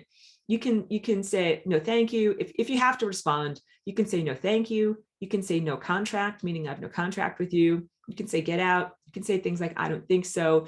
Because if you don't respond to it, sometimes they're like, oh, look, tacit acceptance. You clearly have accepted my offer of creating a disaster with this hijacking of your information. They're stealing your Mint Milano cookies. Don't let them steal your Mint Milano cookies. You must protect all of your creative, wonderful energy and sustenance that you're sending out, as well as what you're receiving. So if something comes along and attempts to hijack or misappropriate your creative force, it's totally appropriate for you to say, no, stop, I don't think so, or I don't consent, or one of those types of things. But that can definitely break the mood internally. You don't have to say it with your mouth. In fact, that might be very socially inappropriate, but internally and with your heart, to be able to declare that I'm not interested in that. And you can also do it after the fact too, because you might be busy or have your mind focused on other things, including bliss. Because I didn't talk about this enough, but there are many parallels between procreation, lovemaking, sexual satisfaction, and sun gazing. These involve the same energy pathways in your body, which is basically energy coming in through your head, circulating around through all of your chakras, going through your root chakra and everything that's going on at your pelvis, coming back up your spine, and then either coming out here or coming out here. And that explosion out through the top of the head is a very positive, blissful, euphoric feeling. That means that your engine is purring. It means that you got a finely tuned engine and everything is going in exactly the right direction, in exactly the way that it's supposed to. That is totally, totally healthy and positive.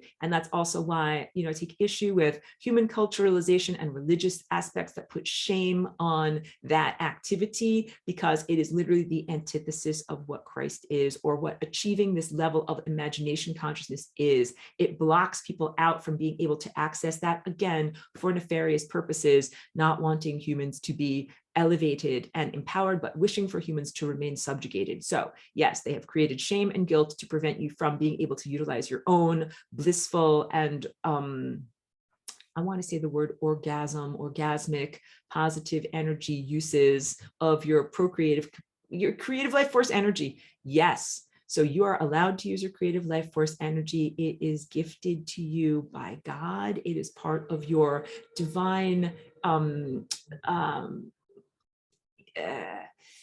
the part of the structure of what keeps you here, part of your purpose for being here, and is totally 100% positive to be able to use that. And then the other things are the physical aspects of things blocking out your interactivity with the sun, things that block out either certain frequencies. So I've told you about the blue shift. That means they're blocking out the red frequencies. So many people talk about the sun used to be more golden yellow. Now it appears white, or sometimes bluish white, or maybe like a LED light bulb. That may or may not be due to sun simulator. I am perceiving right now much, much more that what has been blocked out from the true nature of our sun is infrared, which are those more orangey, golden, and reddish tones. And that's because the infrared penetrates our skin and body deeply and actually disrupts the biological architecture that is the nanoparasite, that is a pathogen that has been attempted to be hijacking, invading, and growing inside of human bodies in this world. So yeah, if you wanted to be able to invade a planet, the first thing you do is block out the frequencies that make it hard for you to be in a body. Because there's something about the sun that is very protective of us. Although we need to have the magnetosphere to protect us from an over inundation of solar energy, the sun is literally our parent. The sun is caring about us deeply. The sun wants to sustain us and wants us to be healthy and to be able to literally continue eternally The sun does not want you to die. So the sun is giving us all of this life-giving, life-sustaining energy, timelines, possibilities, and probabilities, including protection from pathogens. And you guys know this. You know that sunlight kills viruses or pathogenic, DNA fragment beings, bacteria, fungi. Like, it really creates an amazing balance that allows us to be healthy in the world. And because otherwise you would have an over profusion of microbes. I got to get to your questions. I know I do. And then I got to get to the actual, how do we actually sun gaze? So wait, let me make sure I'm getting the high points of my notes. Then let me get to questions, but then let me also say, how do you actually sun gaze? Because it doesn't take that long for me to either do it with you or to talk to you about it. But all of this value system and talking to the gatekeeper of your mind to be able to know like what you're doing and why are you doing this is very, very important stuff. So wait, your third eye is a lens, and it is also a filter. And that's a big part of it. In the same way that Earth's magnetosphere blocks out and protects the Earth from excessive information inundations, same thing with our third eye. It actually creates like a type of lens in front of your face. It's a lens through which you perceive the world. The world is made of abstract waveforms. I'm not actually sitting in a room. I'm not actually wearing a dress. I'm sitting in a sea of waveforms, and I'm surrounded by something that has the potential to be a dress, but is actually a bunch of waveforms until you look at it through your filter of perception. And then you see, Aurora's sitting in a room wearing a dress. And that is correct according to your anthropocentric level of perception and interpretation of the world of pure potential and abstract waveforms.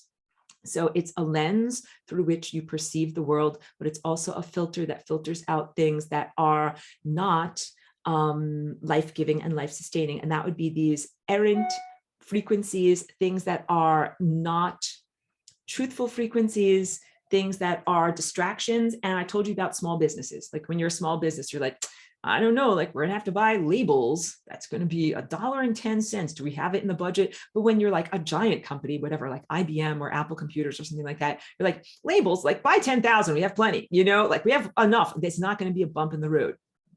When you are on the road to activating your higher faculties and you don't yet have a huge amount of light accreted, a little bit of perturbation, wibbly wobbliness, lies,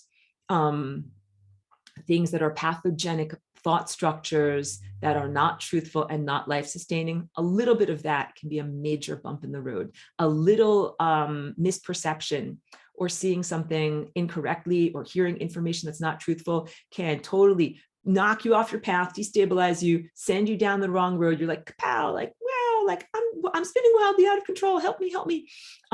When you have a huge amount of light accreted and you're at the level of being, the company Apple Computers or something like that, then it's like, there's no problem. If you could imagine, being at that level of an energetic billionaire, where you're like, I have plenty of energy. There's nothing that you can say. You can't lie to me because I can see all of your lies. You can't put false energy into me. It flings off of me immediately. You become, in many ways, protected just by the grand scale of what you have become. But when you're a small business and you're not yet at that level, then $1.10 for your labels can be a large expenditure. And you're like, I don't know if we're going to have enough to be able to do this. So it's really, really essential to build that filter so that you don't have poop crapola come into your mind that sends you down the rabbit hole on tangents, spiraling downward into self-doubt, negativity, or just on the wrong path in general. And so that you keep going on the ascension pathway, upward trajectory. And then at a certain point, you've got your shield and your lens and everything is fantastic. And you don't have to be so concerned about, any little thing destabilizing you, but you just got to get to that level. So I tell you that in all levels of encouragement. That's my intention with that, to encourage you as small business owners to really start accreting light, get your light metabolism moving faster, get your energy bank account bigger. Your energy bank account one day will be as big as a billionaire, Apple Computers, whatever, some giant corporation, and you will be an ascended master. And then you will not face the same challenges, but you will face new challenges. So facing these challenges, figuring out how to afford labels as you're a small beginner business is important because you're building spiritual muscles through doing this. So don't try not to be resentful of the process as you're doing it, and know that the process is redefined, recontextualizes. Things change as you gain more light, gain more information, even gain a stronger love tone, because everything that you see up here and get from sun gazing here makes your love even stronger. It really does. Let me go through a little bit more of my notes. This is the organ through which you can reach out and touch something mentally. So what I'm doing when I'm sun gazing is literally touching on the sun mentally. I think about the sun, but at this point in my journey, I don't just think about the sun. I also think about light itself as an abstraction, and I include all of the stars as sources of light. You got it? Because it's a whole interconnected network of consciousness that is light. You have to build your attenuation to reach the sun with your attention. So that's another thing. That's like I talk about being a small business owner. You're like, okay, we're going to have to spend $1.10 on labels, and it's your investment. You have to invest in this limb that reaches out to even get to the sun. And then flying rainbow lasagna is another.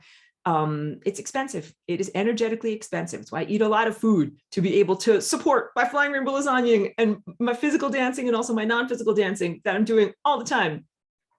But once you get to that level of being able to touch the sun directly with your mind and flying rainbow lasagna up and over any obstacle, then you are, let's say, at an intermediate stage. Your business has grown to the point where you're now generating enough to be able to sustain you. But those beginner years can be a little bit of a challenge.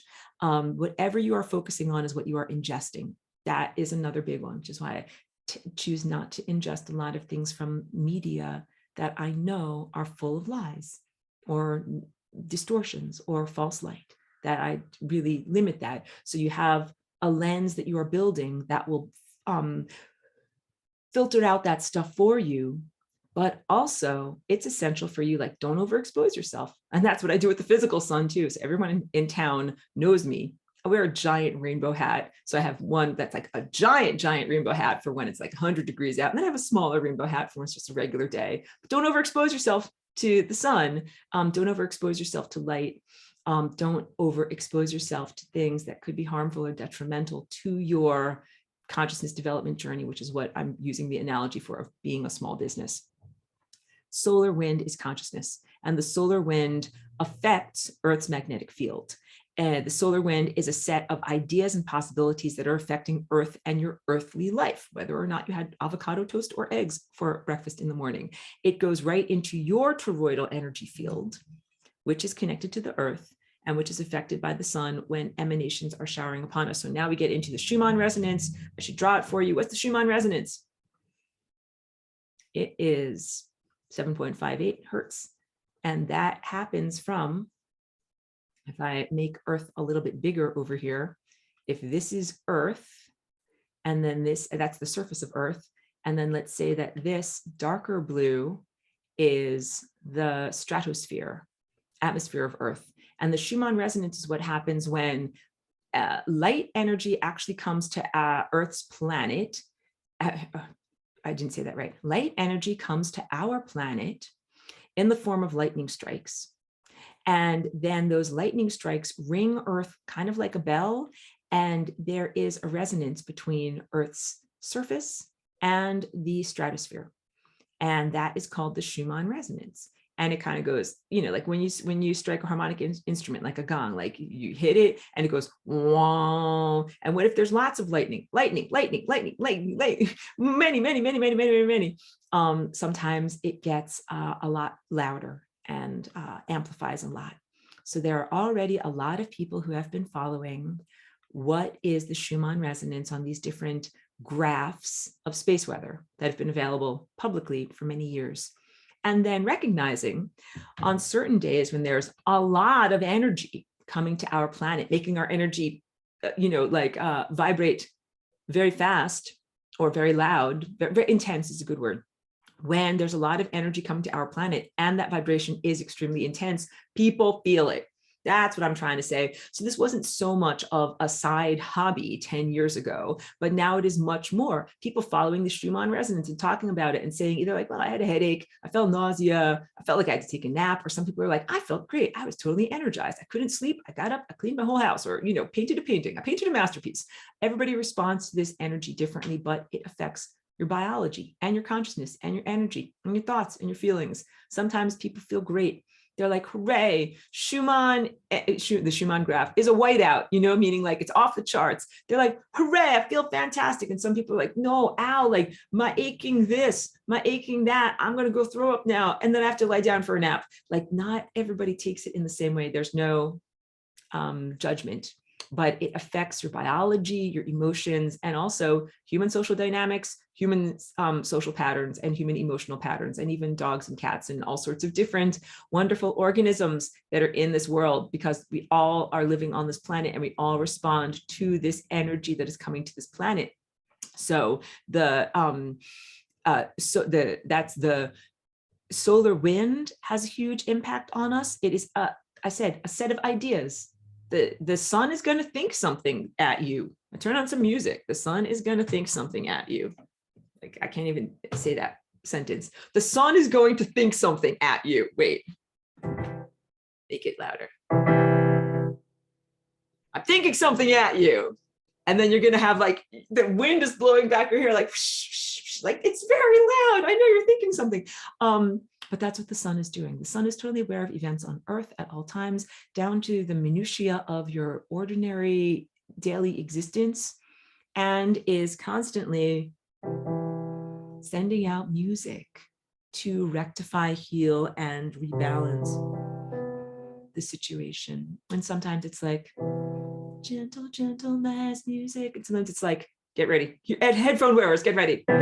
Sometimes it's like louder, like you're in trouble. You're going to need some of this music here, because the sun, as I said, genuinely cares about you and wants you to be sustained and receive everything that you need in order to live forever and not degrade. So all of these are amazing gifts that are being given to us by the sun at all times. The sun's radiation is not constant.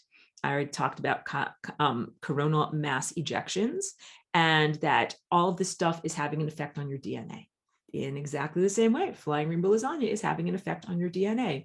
The music from the sun is having an effect on your DNA. The sun's thoughts and feelings and what that level of pure consciousness is sending out is having an effect on you.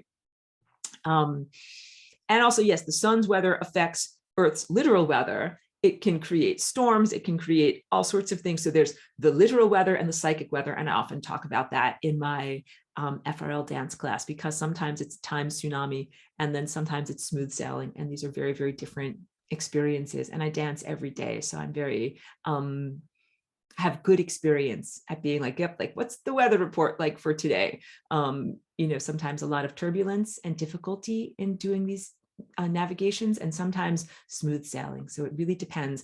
You must know this in order not to take things personally. Just like you must know that sometimes if your higher faculties aren't working, it's because you need more love. It's not you, it's not personal. It's something that's going on in the world. And also sometimes if you're like, why is it so hard to do this today? It's because you are slogging through crap that is on a very, very bad energetic weather report that you are trying to, like surf on a day when there's like a giant, crashing waves and tons of choppiness. Very, very difficult for you to do what you want to do in your life. What if you're trying to, achieve or accomplish any small thing, plant a real garden? You're like, okay, great. But, there's going to be like a torrential downpour and then freezing rain and then all these other things. Like, although you are worth it and you can do it, you got to recognize the larger context that is going on and work within the larger context, because otherwise your seeds are going to freeze. All right. How to FRL with the sun. So wait. And creating a bridge of consciousness. Okay, doing pretty good now. Oh, because I got to that. Okay, I know, I'm laughing at myself. Don't worry. Let me go to how to actually do this. What's my daily practice like? How do I actually sun gaze? I told you guys I already get up in the morning now and I use the infrared light panel because so much of the infrared from our true sun has been diminished and is not available to us, and because it has such profound positive health effects. So I have a little inexpensive LED infrared panel that I use before I even get up out of bed in the morning. That kind of is the equivalent of if we had, a totally healthy atmosphere with no sky poople preventing certain frequencies from getting through. So yeah, I do that kind of like up above my head here and in front of my face here, and then on my chest and my neck here. And I encourage people to do this practice. And I actually have been finding it's been very good. I've been doing it for about 6 months. Then I get up and I come into this room where the sun is rising through the trees in this window. And it is best to do your sun gazing without glasses or contact lenses, because most of them have UV coatings and stuff like that that are meant to protect your eyes. But just for this particular practice, it is best to get the full spectrum that comes from the sun into your eyes. But I have to also admit, like, I cannot see very well without my contact lenses in. So I usually put them in because otherwise, like, I really cannot see and focus very effectively. But the best practice is to do this without your glasses or your contact lenses on. And then also, I don't necessarily stare directly at the sun. What I do is either squint my eyes so that I'm looking through my eyelashes, or like I said, the sun rises through the trees over here, and the trees naturally filter it. If I seem a little bit distracted, it's because I wanted to send myself this picture from this computer over here. There we go. Because I have this all pulled up, but it just wasn't on this computer here. So now this I will share with you. And then the other thing is, so when I do, because I don't want you guys to fry your eyes, but also it is essential to connect to the sun. At a certain point in accreting light and building your higher faculties, having direct line of sight with the true sun really matters. At a certain point, you will advance in your practice and in your capacitation to be able to jump over obstacles and connect to the sun, even on a cloudy day, even at night, or even if there's chemtrail poopola in the sky. But if you're not at that level yet, the physical sun really matters. But I also want you to know that at that level, you should not stare directly at the sun with your physical eyes.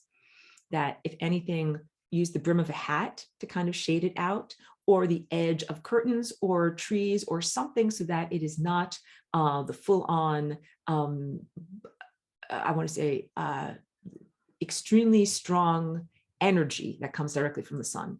But when you get to higher levels of attainment, and this is also, I think, used to be a lot easier, not to dump all over the situation that we're in right now, but it used to be a lot easier for me to kind of click in and lock into the sun at these levels. This is what it looks like. You end up seeing, this is a drawing from over 10 years ago.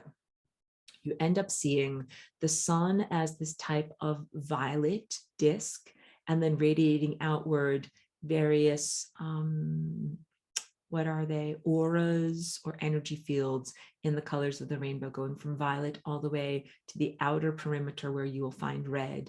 And then you can also see there's kind of like a rainbow bridge that goes from where I am standing as viewer experiencer upward towards, not upward, but like kind of culminating, almost like a road that's going into the distance, culminating upward like a path between myself and the sun.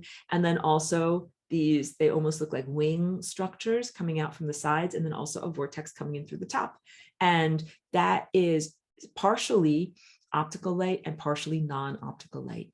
So when you are doing your sun gazing and you click in and you focus correctly, you will see this drawing rough sketch that I have over here, because what you're doing is integrating your physical and optical energy input devices, which are your eyes, with your non-physical, non-optical energy input device, which is your third eye, which is related to your pineal gland. So you're bringing together both of your potentials, both your physical body and your pure light body. But you got to accrete enough light in your light body to get to that point. So I want to make sure that everybody's eyesight is protected until you get to that point. And also, we live in this world where there's so many difficulties with the sun and with sun gazing that at this point, so like you can tell, I've been sun gazing for a long time, and this is like second nature to me and very, very normal and positive, but I don't always look directly at the sun these days. It really depends. Like, it's funny, when I was living in San Diego, I thought, like, I'm going to be right next to the ocean. I'm going to have a beautiful unobstructed view of the setting sun. I will clearly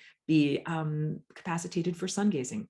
No, actually I wasn't, because I found that all of the frequency poop crapola, not just sky spray, but all of the other stuff, you know, that emanates from routers and phones and all of these other inhibitors, made it incredibly difficult for me to connect with the sun. And all of that is very, very truthful. And then when I had a respite and went to the mountains, I was like, oh, like, I can connect with the sun again. And living here in Ojai, much, much easier for me to connect with the true sun. So I think that it's not just a question of the quality of the sun in our sky. I think it's also a question of the frequency soup that you are within. Less frequency soup makes it a lot easier to connect with the true sun. Okay, so what is the practice like? So that's what you will see, what you can expect. How do you do it? Protecting your eyes, stand at the window. So I keep my spine upright. I love sunbathing, where you just kind of lay out and you don't have to worry about your posture. But for sun gazing, you have your spine as comfortably, you know, erect, good posture as you possibly can. I place my tongue on the roof of my mouth. I put it, I actually have a couple of different places I put it, sometimes directly behind my teeth, sometimes at my palate, sometimes at my soft palate. So you have to experiment with what feels proper with your own body's architecture. And then I've already described to you the very, very special way of breathing in. So this is a breathing in. Again, it might look a little funny, like you imagine, you know, if you're sniffing many flowers from the flowers, like it smells so good, but you're sending out your tendril of attention and also breathing in. And that brings that energy inward through here. And you might also feel a very physical need to swallow. You might sometimes even feel like maybe there's something in your mouth, or maybe there's something that's a texture, kind of like a pudding or something like that. Swallow it down. And with light, when I breathe it in, I'm starting to feel myself filling up from down here, This is in my lap.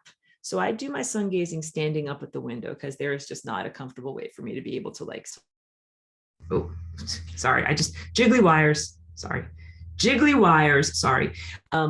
There is not an effective way for me to be able to sit cross-legged, but effective, the best way to sun gazing on a spring morning is sit with your legs crossed. You can put your butt on the ground, but if you don't want to get your pants all dirty or whatever, you can sit in a lawn chair and imagine your base of your spine connecting to the earth, because this isn't just sun gazing without the connection to the earth. The aurora and all of these practices are about the connection between interaction and interplay, the sun and the earth. These two things fit together and are so beautiful and so complementary together.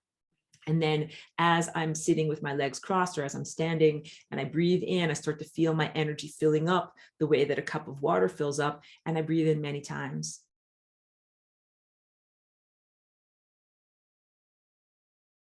And I breathe in even more. And at a certain point, and it could just take 5 seconds, or sometimes it takes a few moments, I feel it going all the way up to the top of my head. And then sometimes I might even feel it shoot out through the top of my head. And sometimes I might also arch my back. And sometimes I might even, you saw my chin tilt upward. Kind of like I don't even know how to call it. Kind of like a basketball alley-oop. You know what I'm talking about? Oh, Cheeky just drank some water and then she coughed. Alley-oop on the basketball field, when you're kind of like, dribble, dribble, dribble, and then kind of jump on up and swish the basket on in. That's what it feels like to me. So there's a rhythm to it. There's a dance rhythm to it, or an athletic rhythm to it. And it is a gathering of energy, gathering of energy, and then kapow, connect. And when you do that kapow, connect, you are planting your seed in the beautiful, so prepared garden soil that is called God, the generative force field. And that seed contains your thoughts and your hopes and your desires and your wishes and your intentions and everything that you have cultivated and put into that seed. And then you also, as you are taking in, you're ingesting your assignments for the day. I get my assignments for the day every day when I do my sun gazing. And so I set my alarm even on days when I don't have to wake up that early, because I have to get my assignments from the sun. And that assignment might be, oh, I just got this idea. I'm going to have to write this whiteboard. Or, oh, I need to go make my music. Or, oh, I need to literally plant a garden or do something like that. Like, I get my directives. Then I go throughout my whole entire day and do stuff. And then now it's getting to be sun gazing time, but we're going to go for another half hour here, because sometimes last week I was like, I need to go sun gaze, guys. I can't finish class. But I never want to cut off class so quickly. At the end of the day, I sun gaze again. And that's kind of like the employees meeting. At the end of your day, you get together with, like, you know, a little like cup of coffee or something like that. Like, let's recap the day and how did everything go and how did you do on your assignments? And I do it all again. The sunlight comes into me. I fill myself up again. I send back my progress report to the sun. Like, here's how I'm going on my assignments. And the sun is like, very good. And here's your updated downloads. Here's everything now that you need. And that comes inside of me. And then that usually is a restful time after the sun goes down. And I usually then rest and integrate. And that means it's, you know, pajama time, self-care time, and also integrating and thinking about the things, the insights of the day and the things that you just got. And then you process things in dreaming. And then you wake up the next morning, you do it all again. And it's a cycle. So wait, I want to get to a few more things on here, then get to your questions, because what I have written down here is important. So wait. And I'll talk about flying rainbow lasagna and jumping up and over obstacles. But so first of all, the energy that is coming to you from the sun is much more than just high energy, because human science would be like, you don't want to get cooked by the sun, like stay out of the sun, avoid the sun, you know, as much as possible. I'm like, no, go in the sun, because here's the difference. If you are not in the proper state of integration, the energy comes through you and just kind of creates like crashing disharmonics. But when you are totally harmonically aligned with the sun, the energy that comes through you in undulative waves fits with your own undulative waves. And these are harmonic and complementary. So instead of destroying you and, you know, shaking you out of existence from the disharmonies, it just makes you go faster. That's what this is like for me. When I'm connected to the true sun, the energy comes into me. It is nourishing and sustaining. It doesn't burn me or destroy me or fry me in any way. It just makes me go faster. And the real point is you want to go faster and faster and faster. This is what it is to accrete light. And at a certain point, you're so fast that you are at light speed again. And that is the journey. And that is the attainment. And that is what personal and planetary ascension is. So you can understand, again, very, very challenging when anything blocks out your access to this light or slows you down, because you're like, wait, I was moving at 10 miles an hour. Now at 7 miles an hour. I just lost 3 miles an hour of my light speed that I'm trying to do in order to be able to re-achieve light speed here. So this is much more than being cooked. It's not that at all. It is being in rapport with the energy patterns that are being released and emitted from the sun. And the sun is a portal of energy and a doorway to infinity, and the energy and awareness that flows through that door comes to us literally from highest consciousness, like I said, the galactic center, and that these are like water wheels or interlocking gears that line up perfectly. There's no friction, frictionless. So I didn't mention when I'm doing my sun gazing, I try to be in a frictionless state, a no thought state, a receptive state. Thoughts equal friction. And that's kind of like the crunching of gears. You know, like the gears don't mesh, crunch, crunch, crunch, and that doesn't feel or sound very good. But when your gears mesh, you know what it's like, just humming along in perfect, perfect flow. The symptoms of the perfect flow of energy are thoughtlessness. This is why mindfulness and meditation are so big, because this no mind state and clarity state is absolutely essential for this frictionless purring engine or perfectly flowing energy through your body form. not having any verbalized thoughts and being totally in the flow and in bliss. This is energy flowing seamlessly, and also not to be clinging to the past or reaching for the future, because the co-creative event of sun gazing means like you're redefining the future. So you don't be like, oh, like I can't wait to have that chocolate ice cream tonight. Like you don't do that in sun gazing, because that's like dispersing your energy of the creative moment right now to the anticipated event. And you also don't think about the times when you were disappointed, like all of those times when I didn't get that ice cream that I really wanted. Like you don't think about those times either, because at this moment you get to have everything that you want. You're on the journey of making, manifesting, and aligning with everything that you want to actually have in your life. So it's a joyful moment, but really not an effort of attainment, not a grasping, and not being dragged down by experiences that you've already had. So very, very much a focus on the now. That is huge. And I talk about now in my notes. I sent out my notes on the email. So if you have destabilized chakras, the more energy you put into them, the more wildly they swing around. And the ego verbalized conscious mind closes down the capacity to absorb nourishment directly. And it's not just your ego that is like at fault here. So please don't internalize that, because I talk in my notes about thought invaders, ego fragments, poop, pooties, all of these beings that are non-beings that should be sent to entropy, cosmic debris floating all around. And that is not even coming from you, but it can affect your cognitive capacity and perceptive capacity a lot. And so basically the human implantation, the mind, okay, the definition of what we call mind as human is an implantation. It was implanted a long time ago to suppress humanity, to prevent you from being able to do sun gazing and achieve your superpowers. All right. That's pretty much the fall from Atlantis. That was this mind that you're using right now is not your true mind. It is a mind that has been implanted in you as a disempowerment device. So pressing pause on that mind and moving into your highest mind, your pure insight and pure imagination, is the huge revolutionary act, huge empowerment tool, and something that, of course, the current power structure would not wish for you to do. So in order to form the attenuation of consciousness, it is necessary to still the talking mind, to close down the verbalized mind for a little while so that higher consciousness may come inside. We ask the ego to be silent, to step aside so that higher consciousness can come through and nourish every layer of the body directly, from the physical, your physical cellular presence, emotional, intellectual, heart, truth, insight, connection to the divine. Every single layer of your 7-layer cake gets properly nourished. And I talked to you already about food and which foods we should eat. And I talk about non-judgment of foods, but definitely stay away from factory farmed animals. I don't eat factory farmed animals. I actually have a wonderful butcher that is here in Ojai that is like regenerative, responsible farming. And that is the type of meat that I eat. So definitely don't go to fast food. In fact, I hardly ever eat out, because I don't feel like the quality of the ingredients that are at most restaurants are things that I would wish to feed to myself. So I also, here's how I eat and what I suggest for others to eat also.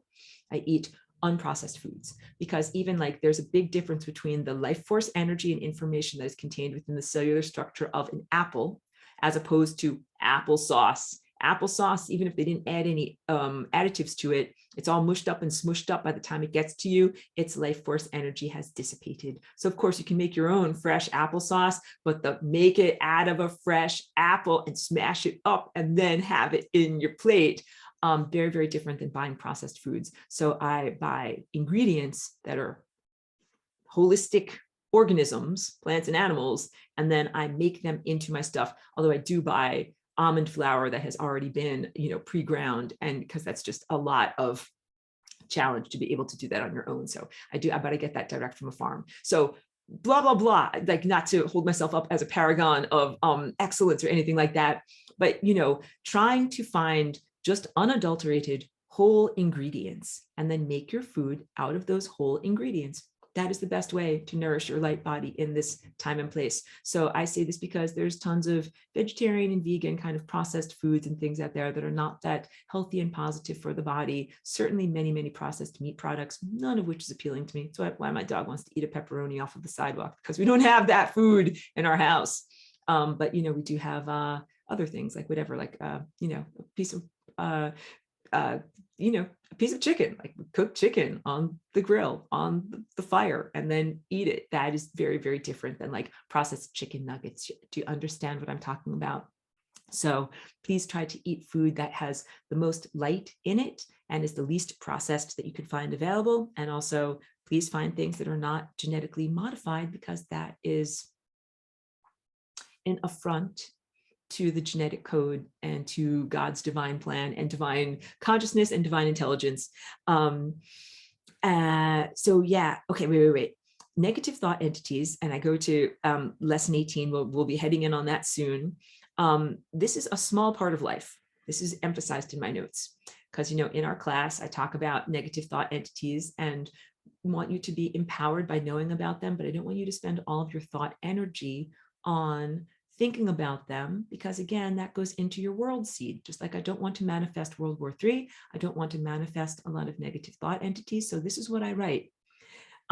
Fighting negative thought entities is a small part of life, not the entire focus.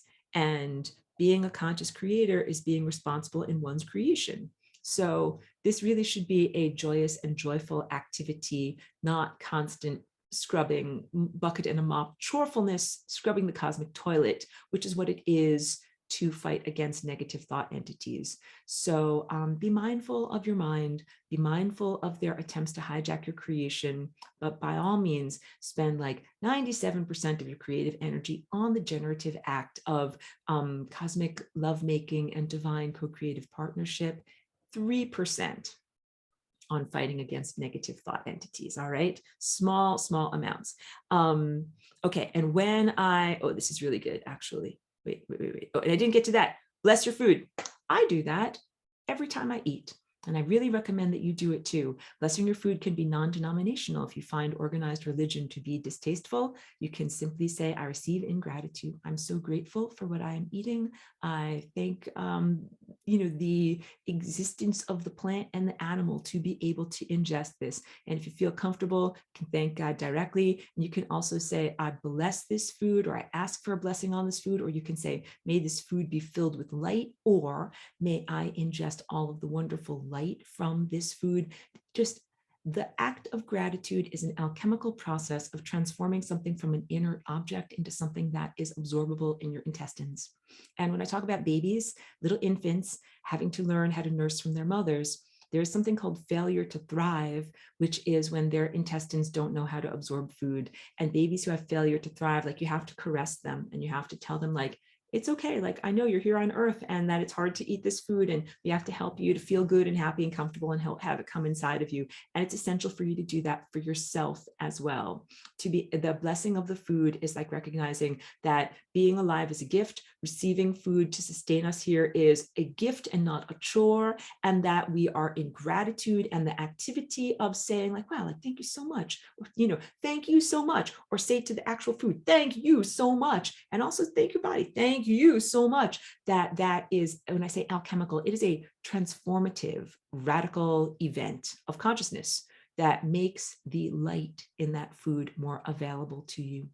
And you can bless your water as well. And I do, when I do my structuring process of my water, I put all sorts of blessings and positive intentions into my water, part of which is gratitude, and part of which might be whatever I need for that particular day. If you're like, my big toe needs some positive healing energy, like, put it in your water, put it in your water. And there's many, can do a whole teaching all about structuring your water. So what am I thinking about when I do this conversation with the sun?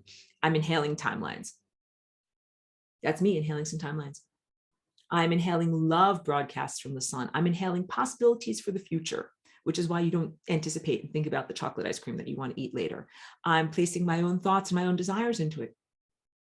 It's a love partnership of abstract consciousness coming from the sun into me and my viewpoint as a corporeal being. And I send my thoughts and desires and experiences of life back to the sun. You get it? I'm an abstract ball of plasma. Well, I'm an embodied, somatic, physical cellular bodysuit down here. And you're like, I'm going to tell you about what things are possible in life. And you're like, I'm going to tell you about what I'm experiencing here in life. And this is beautiful. This is the way that it is supposed to be.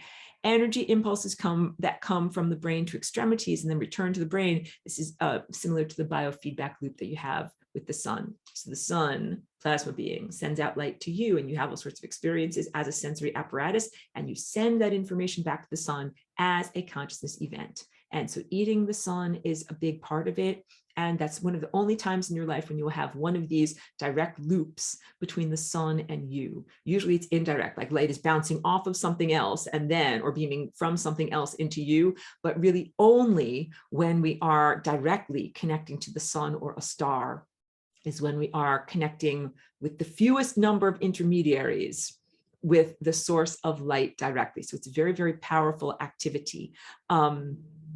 Yeah, and when I'm eating my food, whatever I'm eating after gratitude, I'm trying to remain in my senses and be like, that's what that tastes like, and send that sensation back to the sun so that the sun is like, oh, like that's what Aurora's lunch tastes like. So all of these are about establishing a rapport between this giant emitter of light and myself as the experiencer of light. So wait, and I want to get to a little bit more talking about this. I can talk about looking at the world without judgment and criticism, even though I don't want it to be misappropriated and cherry picked and taken out of context as a justification for the unjustifiable. Because when I really should say that what I wrote here about non-judgment and criticism relates to other embodied beings, other people, other organisms, other alive people, but does not relate to demonic or negative thought presences. You get it? So when I read this, please understand that there are two different classes that I'm creating here, classes of individuals, one of whom is a person like you in a body, walking around doing things and learning things, and one is something that has never had a body, that is an abstract presence at best, that is non-embodied, and that is not something that should be given the same considerations that a physical embodied person, such as your neighbor or some guy in another country, should receive. And so this is looking at the world without judgment and criticism, which is how you do unconditional love. If you see someone else who's doing something that you don't approve of and you want to judge them and criticize them, here is a different languaging. You can say to them in your mind, I recognize that you are on your journey and I allow you to learn the lessons that you need to live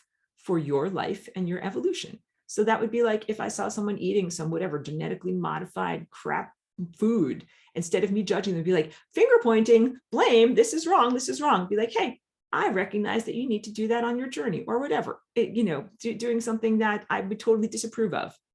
Or here's another one. I might think those choices may not be what I would make for me, but they are what you need to make in order to learn your journey. This is like if someone's like smoking tobacco or injecting heroin or any of these things that I'm like, that I don't do that. And I don't think it's good for me. And I want to point the finger of blame, but to remain in unconditional love, what I say is, I don't do that with my body. It's not a part of my journey, and I accept that it may be necessary for you on your journey.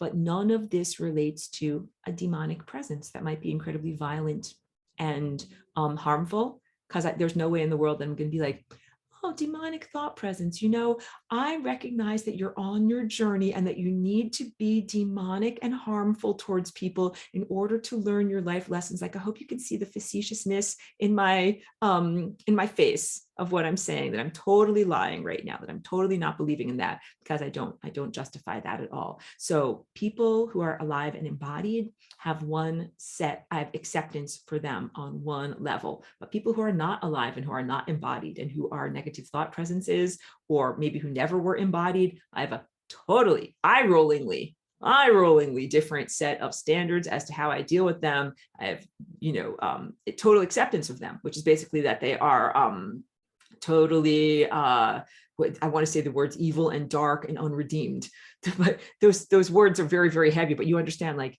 that's very, very different, because someone who's an alcoholic, heroin user, any of these things, like, that's a human being on their life's journey. They're definitely on the process of focusing and learning, and their soul is everything and can be redeemed or go in a more positive direction. Very, very different than some like poop smeared on the membrane of death, or something that is never been alive, but that is some kind of a thought presence hoping to sustain themselves off of me or feeding off of the living, or some kind of vampire, demon, negative thought entity. So different standards for different organisms, or whatever I would call them, creatures. That's very, very big.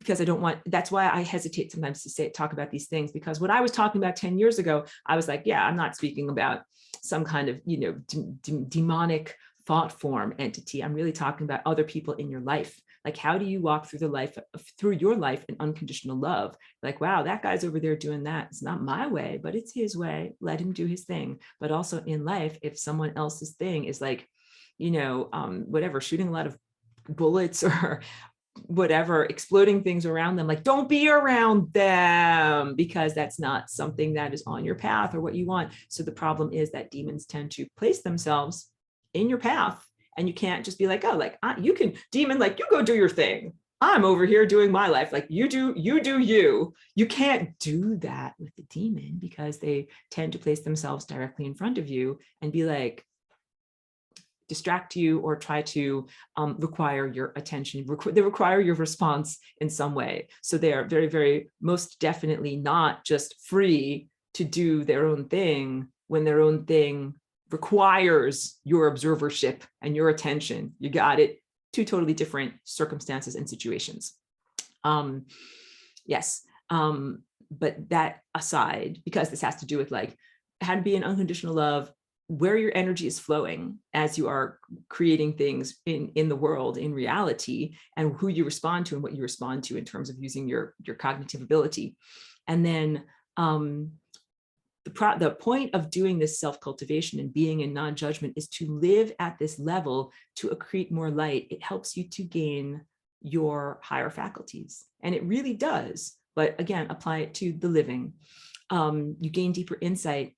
And then when you get the deeper insight, then you figure out, oh, that's why that situation exists. That's why that guy is addicted to heroin, or that's why that guy is doing that thing that I disapprove of over there, or that's why that person has that disease over there. So you start, or why did they eat the chicken nuggets dipped in, chemical barbecue sauce? You learn why. And that it then, insight strengthens your heart. So at first you have to have non-judgment about like that guy eating his McNuggets. Then you don't judge. He's on his path. You do you. Then you get the insight. Why is he doing that? You learn why. Then that insight strengthens your heart. You're like, that's why that has to happen for him. And then you become even more accepting of his food choices, even though you may disapprove of his chemical barbecue sauce. Make choices that really matter and that really use your opportunity in front of the wish granter of the cosmos. That's what's happening when you're sun gazing. You are in front of the wish granter, like a microphone, when you're like, I really, really wish for this, and the cosmos is listening. And then you should optimize what you can say in that moment, because that's what really matters.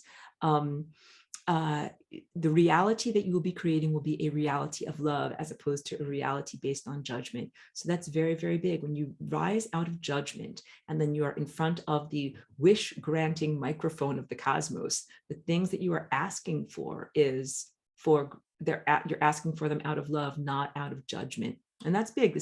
You're getting wisdom. Got it? So sun gazing and achieving these higher faculty activations has everything to do with wisdom. And it's why it's necessary to go through these levels of attainment that I call being a small business and getting yourself off the ground, so that you can get to this level of being like a big, giant billionaire, and then have tons of insight and tons of knowledge, tons of wisdom, and know exactly how to act.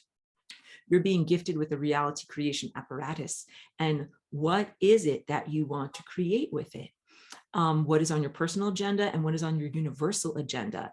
And this requires a stepping aside of the ego so that higher consciousness can come through, and so that you may be programmed with your true desire from higher consciousness. Your own higher consciousness goes beyond your ego state. Oh, 1 second, 1 second. And I told you, and I showed you that picture, you are on target when you see the rainbow bridge, that it looks like a bridge literally stretching between you and your heart here and the sun in the sky. Literally looks like this amazing rainbow bridge. But again, I haven't seen that very much during my sun gazing for the past 3 or 4 years. It's been a very, very difficult atmosphere in order to be a light eater in this world of false light and illusions. So I got through most of the things except for how to fly in rainbow lasagna with the sun.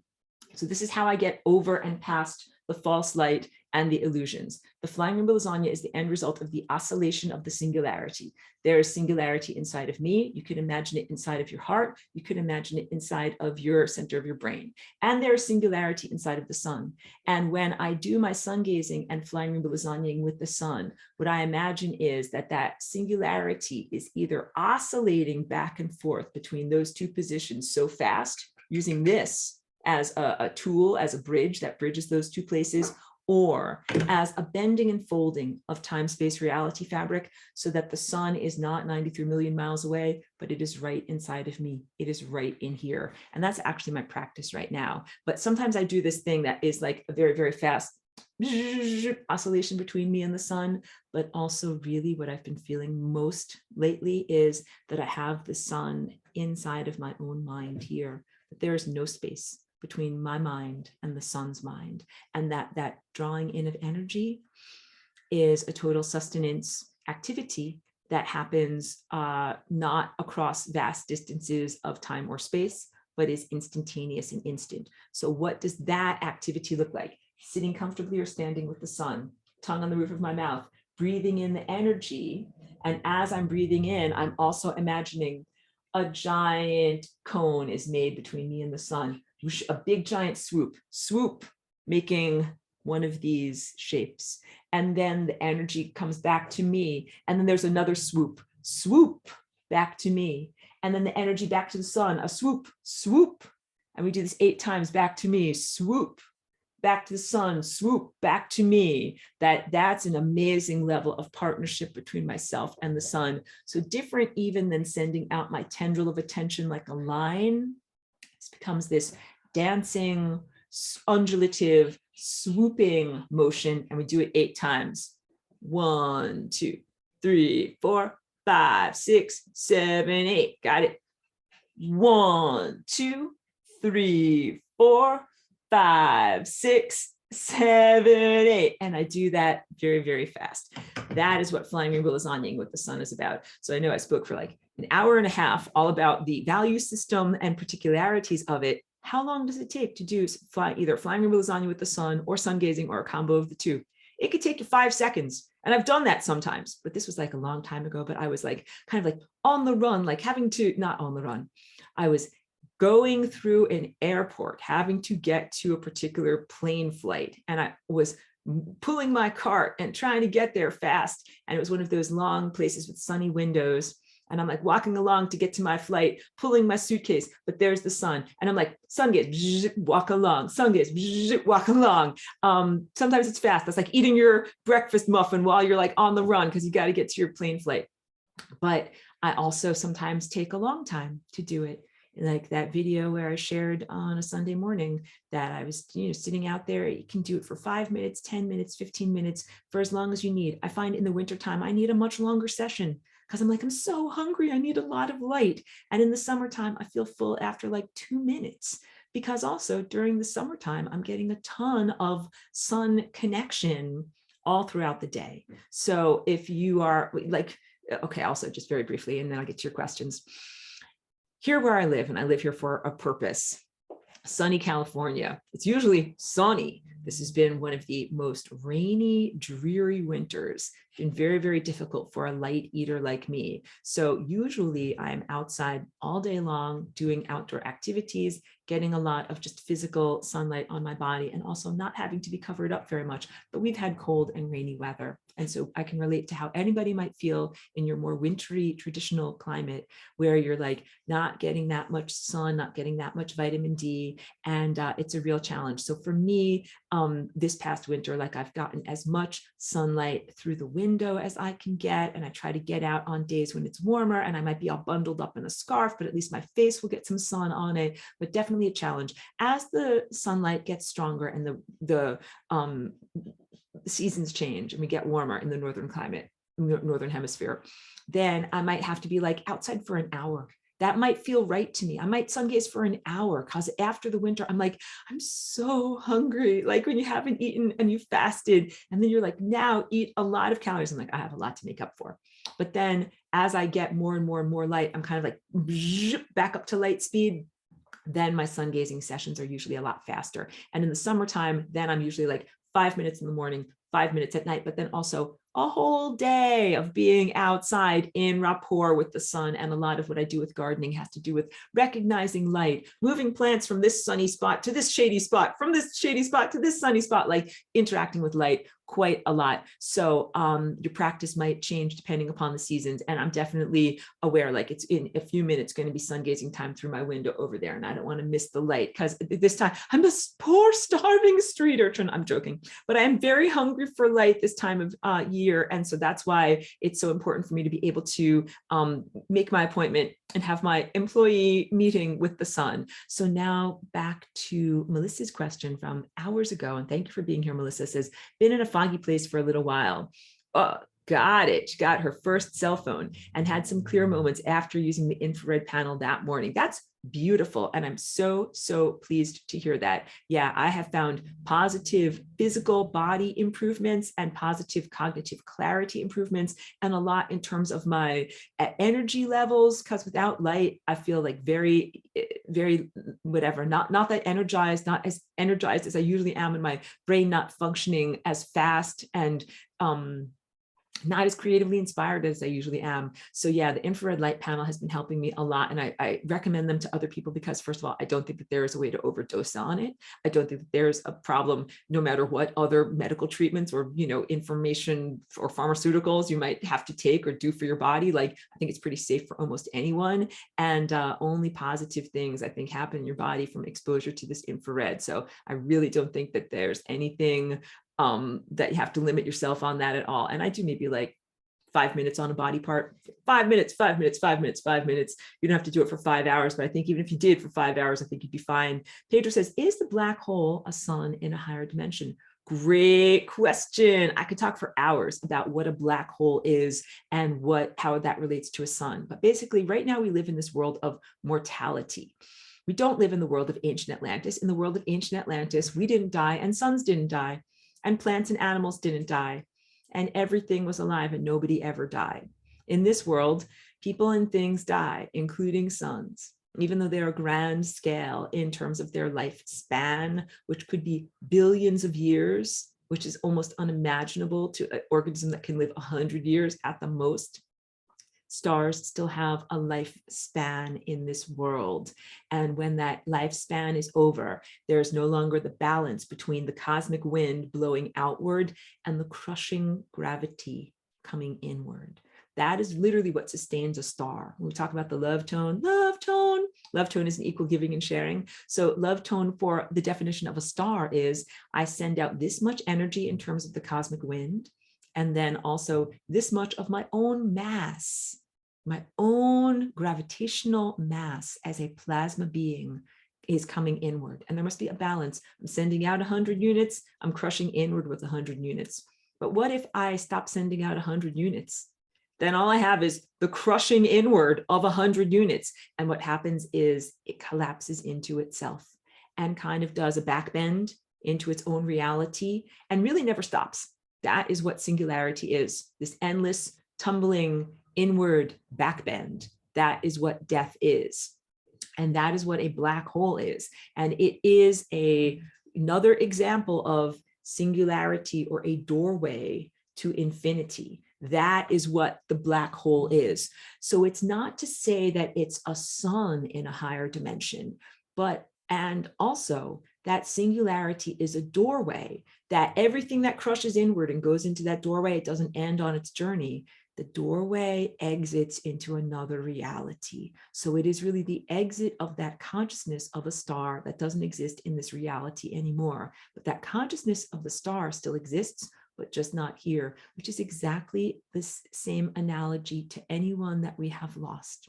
If you have plants, animals, or loved ones who have died, they have gone into this personal singularity. That means they have been taken out of this world that we once inhabited together, but it's not the end of their journey. They continue onward. They go through the singularity, and it is a doorway into their next experience. So essentially, they do go into a higher dimension, but that consciousness might not exist there as a sun or as it was known in this level, but it still exists, but it gets redefined. It levels up Every time it levels up. And I want you to know that, especially for those who have lost loved ones, that your loved ones are leveling up in their death experience. Because I talk a lot about the putis, the membrane of death, and being stuck there. People who are alive, stars who are alive, dogs and cats who are alive, we don't get stuck on the membrane of death. We all end up leveling up. That's why there's two different categories. So I have endless unconditional love for everyone who's on this journey of learning how not to be a heroin addict and how to level up and, you know, go through the singularity. Very, very different than something that is intentionally smeared around the event horizon and never technically goes into the black hole and just is an unresolved consciousness pattern that might never have been alive. Different categories of being. And I hope that you, everyone who's listening, are empowered by noting that difference, because I don't want you to have to be like, la, la, la, unconditional love for the demonic presences, because like a lot of what they do is unacceptable. And you can't just be like, yep, let you do you over there in the hell realm, because they are clearly trying to interact with us here in the non-hell realm. And Pedro also says, I'm into politics, but to see what's going on. And if I don't like it, I will make it fail and imagine a better scenario closer to rectification. I want you to know, Pedro, I respect you on your journey. I do not judge you. If you would like to, you know, watch media, learn about news, learn about politics, follow the war in Ukraine, I totally love, accept, and celebrate that. And I also think that it is wonderful that you feel it's effective for you on your journey to be informed and then put that into your world seed as an act of rectification.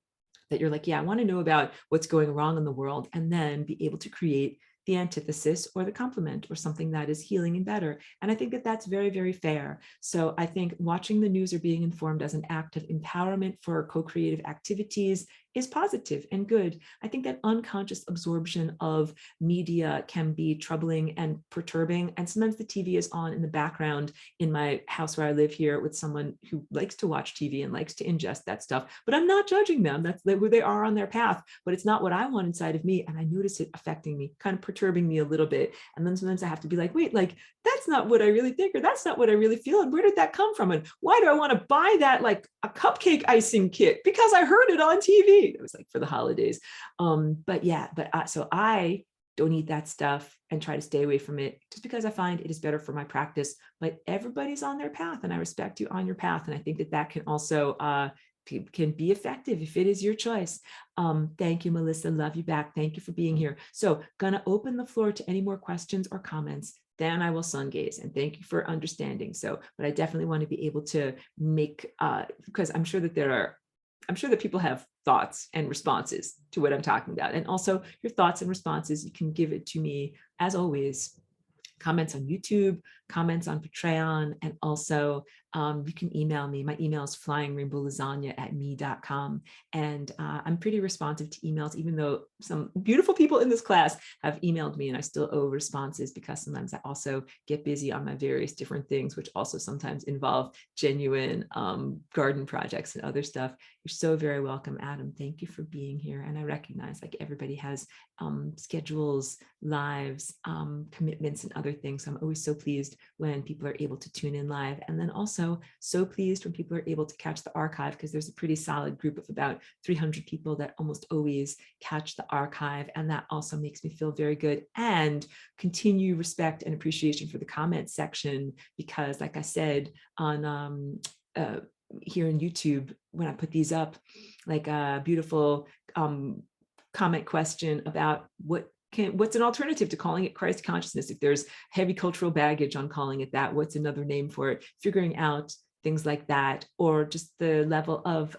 conversation and interactivity that I have with people pleases me, surprises me, gratifies me. Thank you to the commenters, the people that reflect back. Pedro says, love lasagna. Thank you, Aurora, for today's serving. You are so welcome. I'm very, very happy to be the alternative. I am truly like the healthy lasagna full of vegetables and positive proteins for your body, and definitely not like the negative, distractive, or false light that is so much else that is in our world. So I'm very, very happy to be that beacon of clarity and positive lasagna nutrition. And I didn't know when I called this lasagna that, that would be such a good analogy, but it definitely fits for, what people are experiencing now. So, and also just a reminder, I almost always have the PDF link in the YouTube description. When I send out my notes, it's the notes that I read from over here that often have like really profound details that I took directly from the whiteboards, that I put them on Patreon, and I also send them out on emails, but that not everybody catches those emails. You can always find them on the PDF, and the PDF is a free download, and people have sent me lovely gifts of gratitude, but it is not required to be able to access that PDF, because I literally just want the information to be able to be accessible to you. So I'm going to wrap it up for today. I thank you so very much. Everybody who's in the class, everybody who caught this live, everybody who catches the archive, profound respect, love, and encouragement to you, because also, I refer a lot to our present level of difficulties with the sun being blocked out and some of your stash is being stolen. I noticed profound, good, positive changes that are going on over the past several weeks of a return of this beautiful light and beautiful, gentle sun. So internal and external transformations happen that make it possible to connect with the beautiful solar consciousness again. So please remain hopeful and continue with your practices, continue with your meditations, continue with your attempts to connect to the sun. The real sun is there. A lot of people think like, is the real sun even there? What, am I in a real world? Am I in a simulation? The real sun exists. The real sun is really there. And yes, you can still connect with the real sun. I think that's a positive, good thing for me to end on for right now. And also someone over here has a lot to say and probably needs some FOOD too. Have a beautiful night, everyone. Thank you.